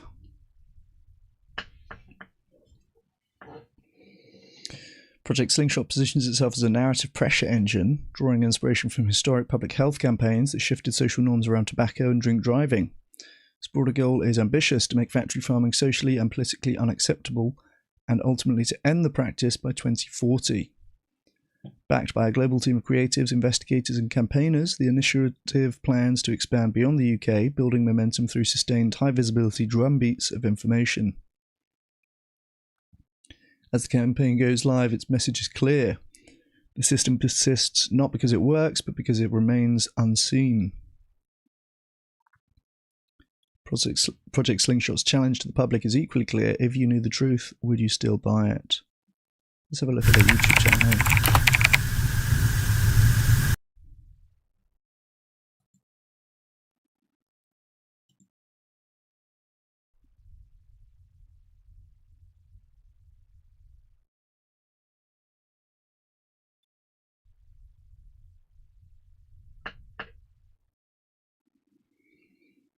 I wish I had more images of the ads around London.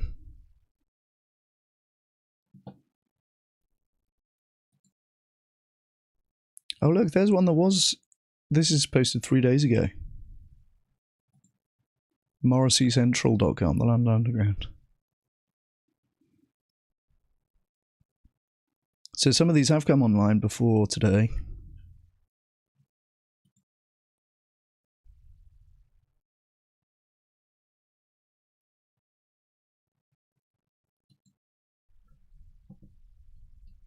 Let me see what else comes up on images. Alright, looks like there's not an abundance of them posted yet. These really only went live. Well, they're meant to only go live today. Seems like a few of them went live a couple of days early. But hopefully we're going to see more and more of these. Okay. Hopefully we're going to see more and more of these ads. There's going to be running for months in the UK. And as you've seen,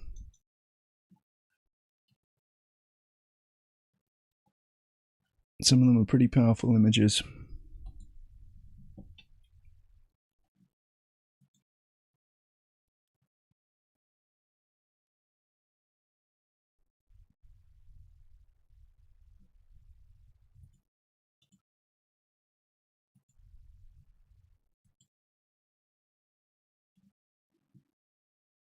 I think this is a great opportunity to be sharing more and pushing the message out there, particularly if you're in the UK, particularly if you're in London. Be aware that now and for the next few months is a time where there's going to be a bunch of anti-factory farming ads showing on the London Underground. The cruelty is going to be unavoidable to people who are using the Underground because they're going to be seeing this. And in marketing, they have something called touches or touch points, I guess. And the idea is that you have, if you receive the same information from multiple different touch points, then you're more likely to act on it. So in London currently, you've got people who are already receiving this information on the Underground. And so if you also are saying to them, factory farming's bad, most animals produced on factory farms, you should stop eating meat, and so on, that is going to be gelling with information that they're getting from other touch points, i.e. in this case in the Underground. There's also going to be an online component for this campaign as well. So this should be a particularly heightened time for receptivity to meat reduction messaging, particularly for people who are living in London, travelling on the Underground, and seeing this message a lot. This is an opportunity to capitalize on this and to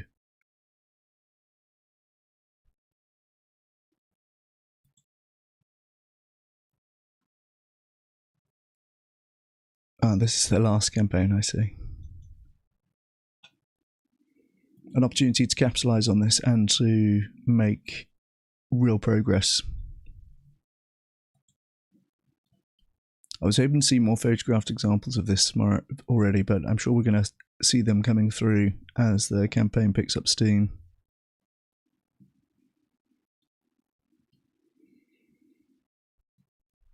So big reason to be hopeful for animals. Huge campaign launching in the UK today.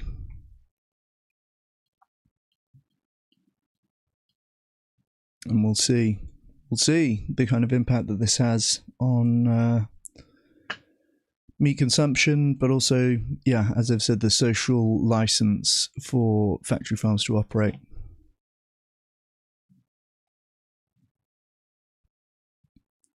Be interested to know how much an ad costs and how many people it reaches. Yeah, the numbers I've seen are surprisingly low. Like, it's pretty affordable to run billboards. We've run some billboards for the purposes of studying their impact on dairy consumption. I think in that project we had like a £5,000 budget, and that was split across multiple different ads for a number of weeks as well.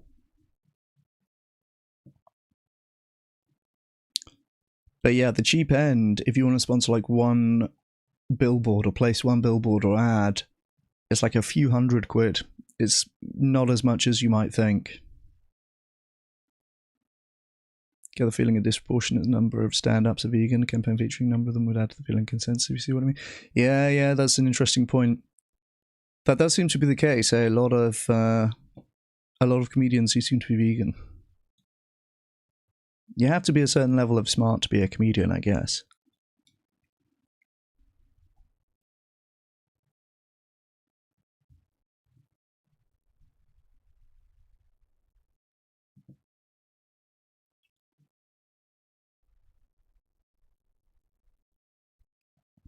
London's pretty badass. It's the level of challenging public messaging people are willing to confront Americans fucking snowflakes by comparison. Yeah, interesting, Jeremy.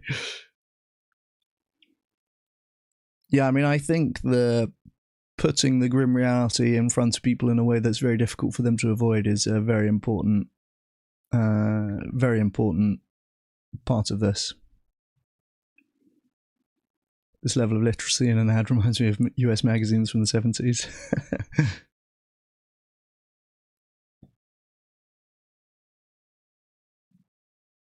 Oh, that's so interesting. I look at nicotine literature now, and yes, it does seem to be established that both that it provides broad cognitive benefits in the short term, and there's a major factor in the difficulty of quitting. Seems like those who are below average in cognitive tasks essential for their jobs are reliant upon cognitive effects of nicotine beyond just satisfying positive addiction. Damn, that's interesting. So yes, I was right to say it's not the case that there's no benefits from having nicotine, from having cigarettes, tobacco.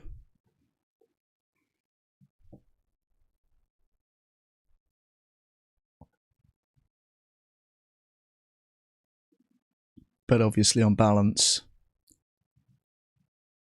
it's not particularly good health advice. That makes it a pretty perfect analogy for these kind of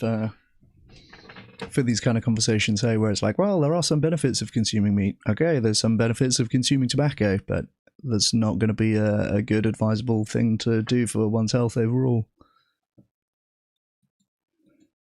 Yeah, I feel more and more confident on these arguments. I have to say, when I started debating some of these topics, it's almost like until you research it to the level where you're going to debate it, you don't actually know just how strong the arguments are. Because you really have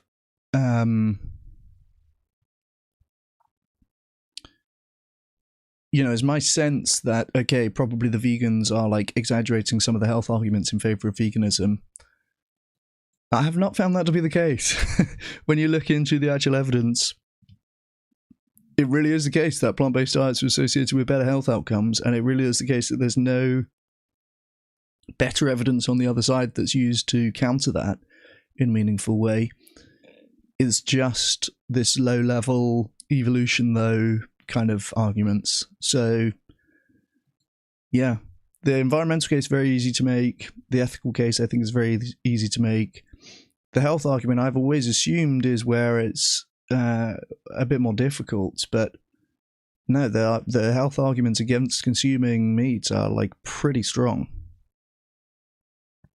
And more importantly, the health arguments in favor of consuming meat are very weak. So, yeah, it's pretty easy to win on most of those fronts. What's the best studies you know of for vegan health outcomes? So they're usually not described strictly as vegans, although there are some which are like post hoc studying groups who are following a strictly vegan diet. But they'll be plant-based. This is why you hear plant-based in the context of the health research a lot. They're usually like there's the healthy plant-based diets index, or the Mediterranean diets is another one. There's like Harvard plant-based diets, DASH diet, I think that's what one's called. But they're like predominantly plant-based diets, including completely plant-based diets. And those are the cohorts that you see. Again, like multiple different studies pointing at this better health outcomes, basically, long story short.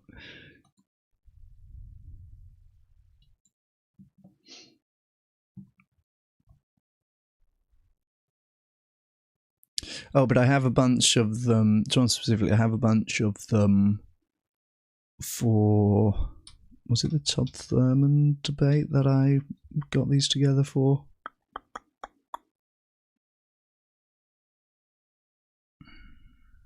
No, I think it was my Acton. Acton debate notes. Is this where I have them actually sourced? I feel like I definitely have a Google Drive folder with like a dozen meta-analyses in there. But I would need to look for it. Maybe I'll post that in the Discord for you, Oppenheimer.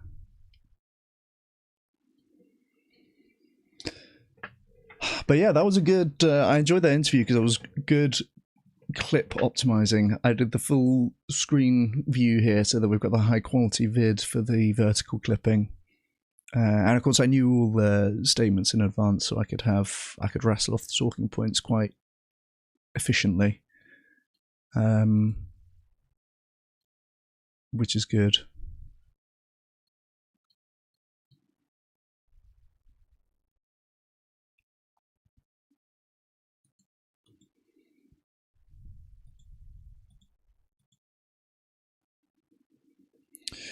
Right. I think I'm going to wrap this up, guys. I'm coming off a stag do weekend, so I'm a little bit not optimized today. A little bit all over the gaff. But good, glad that we did that interview and got across all the points that I wanted to make on those health and environment questions. And hopefully it's kind of clear what I was saying about the framing of those points. Oftentimes there's less actual disagreement than one might perceive. It's just in how these things are framed. And that the pro-meat people are often taking a particular framing that is beneficial for meat, like meat consumption is compatible with the long and healthy life, where it's not really the relevant question from a public health perspective, right? So hopefully my points about reframing some of those will be, something that's carried forward into Andrés' future conversations there. But in any case, we got the main thing that we came for, which is plenty of sick clips. Good stuff. Thank you guys so much for watching. I appreciate you all. And I'll be streaming tomorrow. We'll be speaking to Jamie Woodhouse tomorrow, right? Yeah. Nice. So that'll be a great conversation. Jamie Woodhouse is the sentientism guy.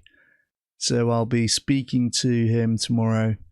And I'm planning on pretty much asking the questions that he asks for his podcast guests. Because I said to him, has anyone ever done the sentientism interview to you? And he said, no, they haven't. So I said, okay, we'll do that. But if other people have questions as well they'd like to ask Jamie Woodhouse, then that conversation's happening tomorrow. So feel free to send them to me as well. I appreciate you guys. Thank you so much for watching, and I will catch you tomorrow. Take it easy. Cheers.